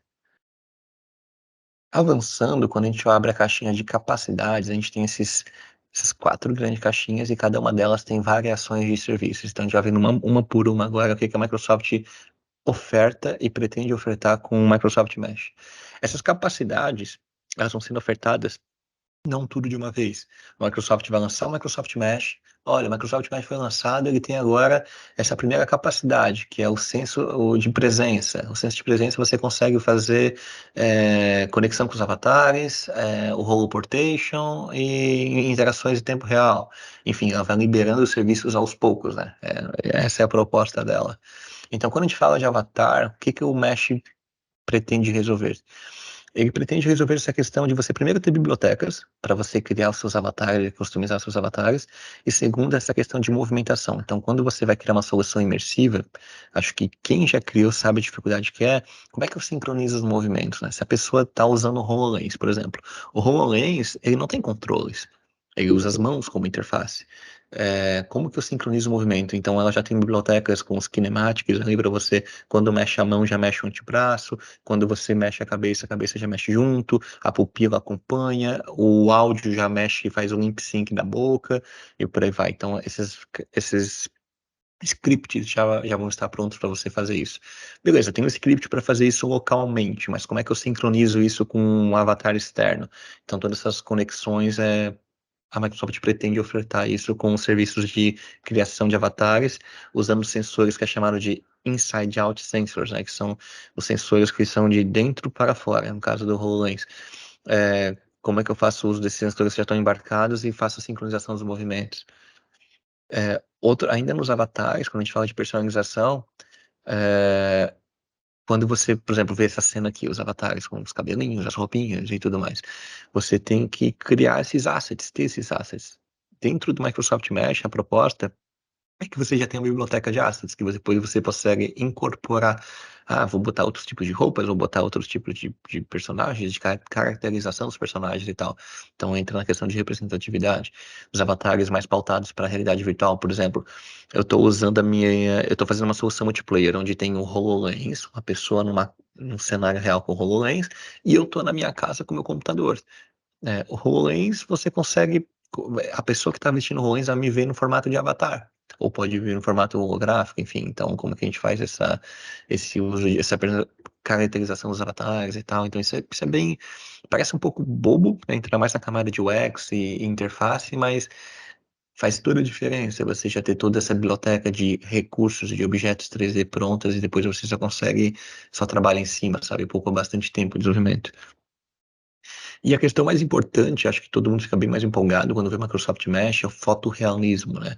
Você pegar sensores externos, câmeras de profundidade, como o Microsoft Azure Kinect ou HeroWare, que são sensores que vão capturar você, não apenas a imagem, mas também a profundidade. E você conseguir ter uma foto, um holograma.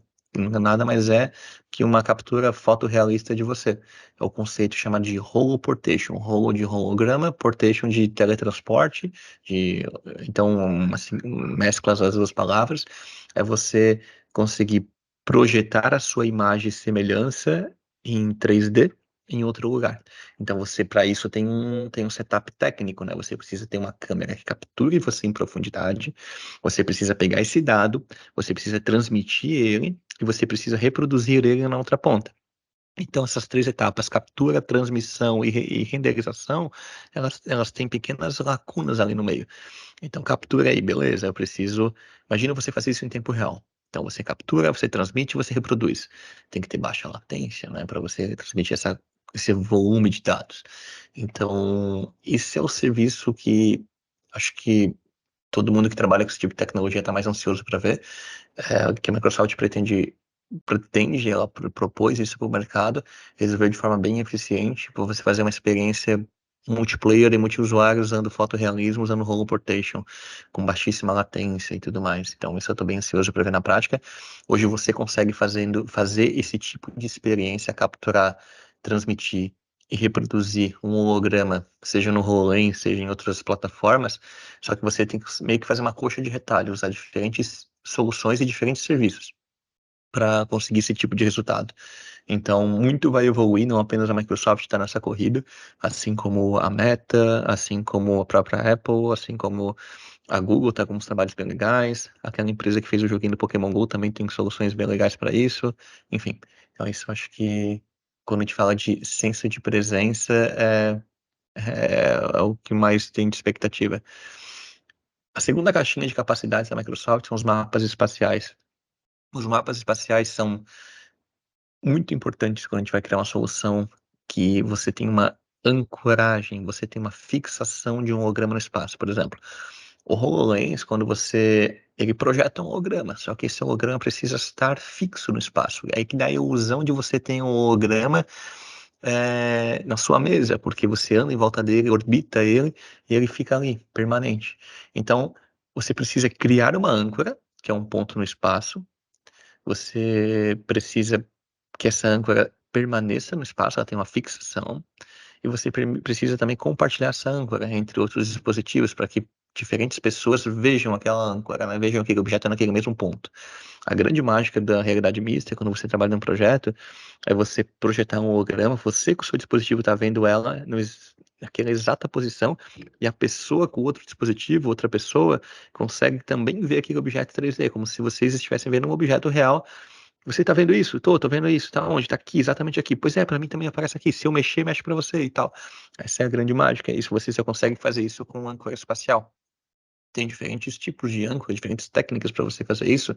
Você pode usar um QR Code, você pode usar uma âncora manual, mas quando você cria uma experiência multiplayer, você precisa compartilhar ela. Então você precisa de um serviço de nuvem para que vá para um servidor, mande para aquela aplicação e as duas aplicações se correlacionem e tal. Então tem uma certa complexidade esse fluxo de criação. Hoje o serviço da Microsoft, o Azure Spatial Anchor, ele é bem consolidado. A Microsoft dividiu em dois bloquinhos, então Object Anchor para âncoras que são relacionadas a um pequeno lugar, mais precisas, e âncoras espaciais, que é o World Anchors, que são âncoras mais globais, assim, né? Então usa referências espaciais ali com, entre aspas, como se fosse um sistema de GPS, né? Então não tem uma tanta precisão quanto Object Anchors. A grande sacada, esse serviço de âncora, na minha visão, é o é a base para você criar qualquer experiência imersiva em realidade aumentada ou em realidade mista. Essa imagem aqui no fundo, ela traz um pouco dessa visão. Imagina você estar andando por uma cidade, você aponta o seu celular e apontando o seu celular ele vai dizer para você qual o preço daquele produto, aparece um holograminha aqui do lado, ou você tá com o seu óculos, seu smart glass, aparece um holograma ali no ônibus dizendo para onde ele vai, o itinerário dele, enfim. Para que aquele objeto apareça do lado do, aquele holograma apareça no lado do objeto real, você precisa de uma referência espacial. Para que ele siga aquele objeto real, você precisa traquear aquilo. Então, o World Anchors, ele vem muito pautado para isso, é você vai conseguir realmente usar o conceito de realidade aumentada no mundo. Então, quando você vai procurar um hotel, quando você vai andar, usar um mapa, imagina você tá botou ali no Waze, botou no Google Maps para você dirigir e a setinha tá plotada no chão, né? E você conseguir ver exatamente, entra nessa rua, segue esse carro. Então você consegue dar uma orientação espacial. E a base disso tudo é a âncora espacial. Principalmente a permanência da âncora. Ela permanecer ali. Você projeta um holograma, uma esquina, e ele permanece lá para quem quer ver. Como se você deixasse um objeto físico lá. Então, âncoras espaciais é a base para criar qualquer solução. E a Microsoft promete enriquecer muito esse serviço. Hoje ela já está disponível, você consegue usar.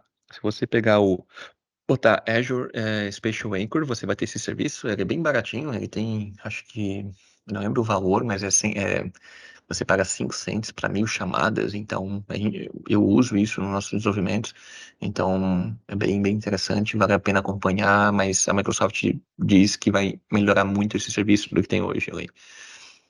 Como eu estava falando, o principal da âncora, além das âncoras locais, as âncoras globais, é a permanência, né? Ela permanecer no espaço. Esse é o mais difícil, né? Porque permanecer no espaço, eu preciso ter um mapeamento preciso daquele espaço, eu preciso posicionar ela naquele espaço, e depois, quando eu entro com outro dispositivo, eu preciso sincronizar aqueles dados do espaço. A Niantic, que é a empresa que fez o joguinho Pokémon GO, ela está trabalhando bastante nisso, nesse mapeamento espacial. É bem legal. Eu acho que vai vir muita solução dela ali, talvez até antes da Microsoft, mas a Microsoft Mesh pretende estar com uma proposta bem interessante para essa questão. A terceira caixinha de capacidades da Microsoft Mesh é a renderização holográfica. Aqui a gente tem um grande desafio. Quem trabalha com arquivo 3D ou soluções imersivas sabe a dor que é reproduzir, renderizar um objeto na tela. Quando a gente fala de objeto 3D, para quem não é da área, a gente está falando de polígonos. Polígonos, retomando um pouquinho daquelas aulas de matemática que tinha no ensino médio, um ponto no espaço é um vértice. A união de 2 pontos é uma aresta. A união de 3 pontos é um polígono, um triângulo. A união de um conjunto de polígonos é uma malha, uma superfície. Então, quanto mais pontos no espaço, mais pesado vai ser aquele arquivo, mais memória você vai precisar para segurar aquilo ali, mais capacidade de placa de vídeo você vai precisar para renderizar, para pintar aquilo na tela. Você vai ter mais faces, né, ali para pintar, para a placa de vídeo reproduzir aquilo. E às vezes mais ciclos de CPU você vai precisar para interações com física e manipulação e por aí vai. Então, resumindo, quanto mais polígono, mais difícil, mais processamento você precisa. Mas aí você vai fazer uma solução multiplayer que vai rodar no celular Android, vai rodar no iPhone 15 Pro Max. Então, como é que você faz isso, né? A democratização do acesso. Você precisa reduzir os polígonos, tem várias técnicas. Você vai fazer uma otimização desse polígono, transformar ele high poly para low poly. Você vai fazer uma boa textura para ocultar aquele objeto 3D todo quadradão. Então, você consegue usar várias técnicas para mascarar isso. Só que isso custa tempo. Isso custa muito recurso. Às vezes, para deixar um objeto muito bom, você leva uma semana, dependendo da complexidade do objeto e da superfície que ele tem. Renderização em nuvem é uma solução. Só que ainda hoje é um pouco caro. Os servidores são gringos, então os servidores são nos Estados Unidos, a chamada por hora é em dólar, e, enfim, sai caro, né, renderizar em nuvem. Mas para alguns projetos você precisa renderizar em nuvem. Mas o maior desafio mesmo hoje são muitos formatos.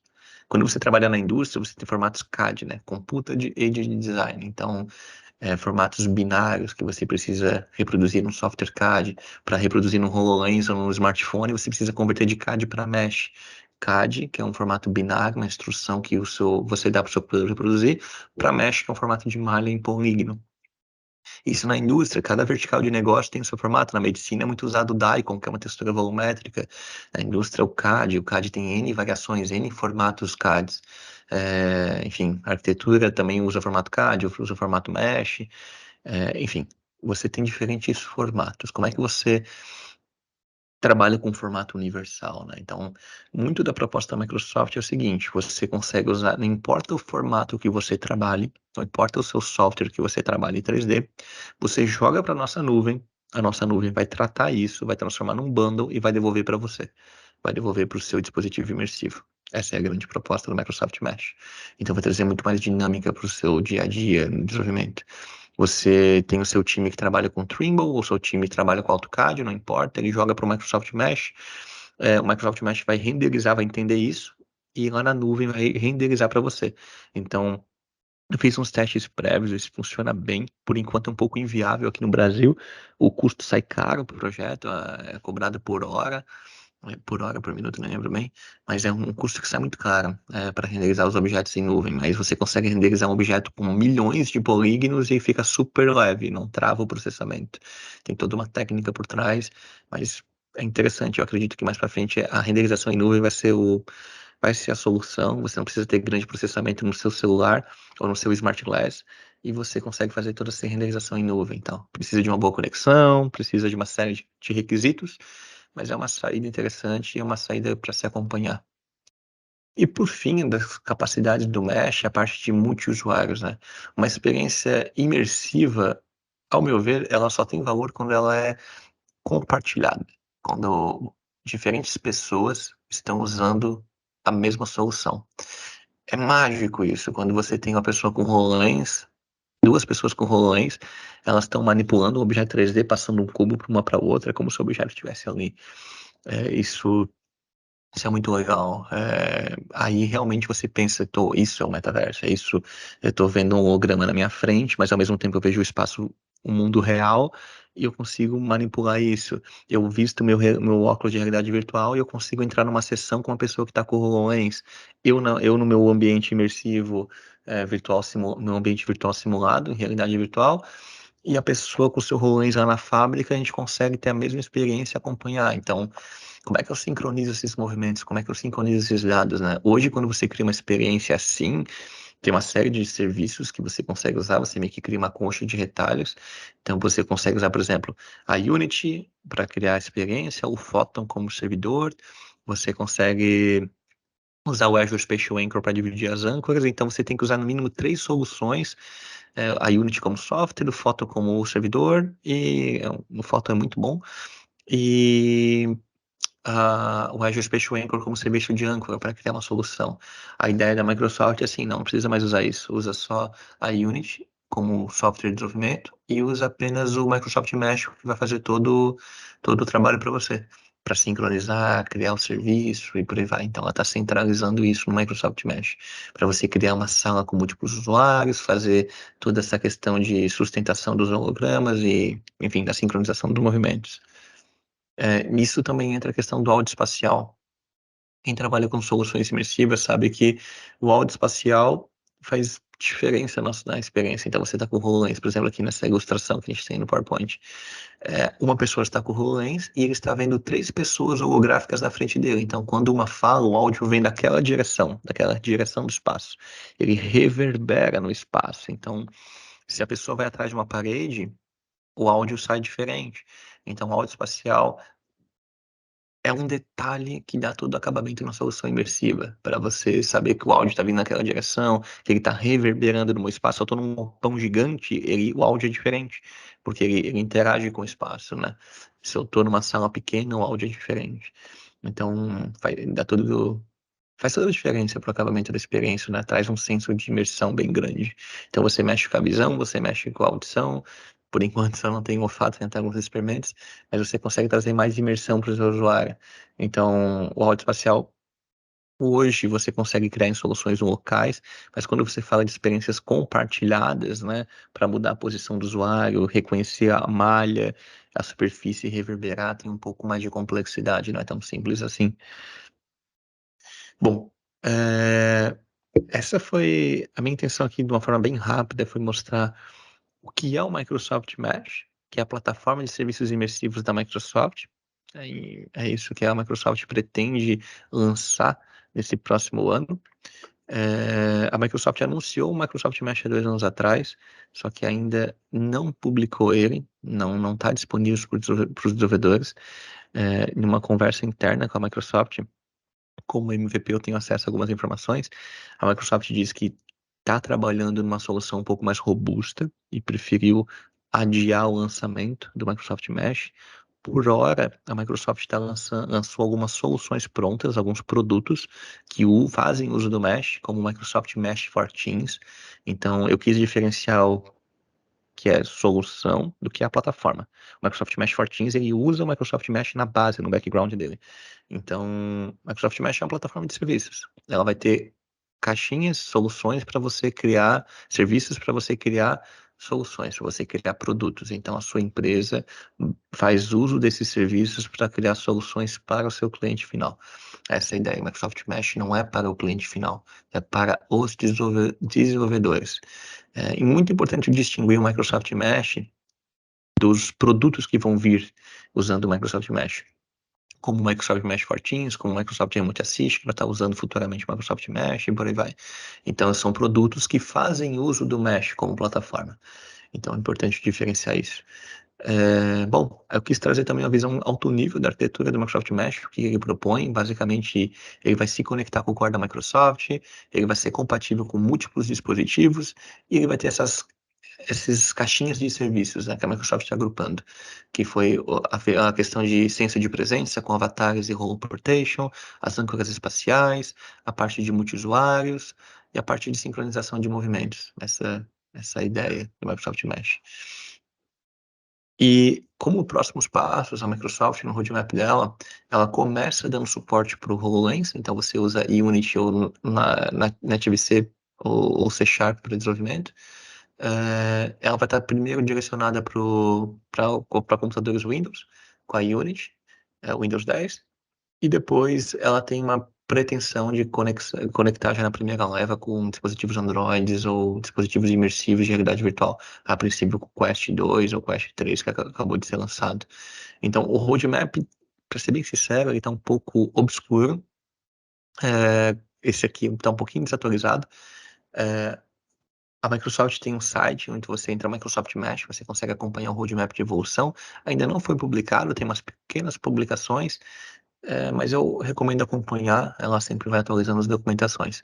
Mas tudo que temos de informação nesse momento é que o Microsoft Mesh, quando for lançado, ele vai ser compatível de cara com o Microsoft HoloLens, você vai conseguir usar ele em computadores Windows e você vai ser compatibilidade de cara com a Unity. E se eu não me engano, já com a Unreal, acho que uma segunda leva. A Unreal é uma outra ferramenta de desenvolvimento. Essa foi a ideia. Bom, agora eu fico disponível para responder perguntas e respostas. A intenção foi dar essa visão geral do que é o Microsoft Mesh, como ele funciona, o que ele pretende ser e como que a gente vai usar ele. E é isso aí, pessoal.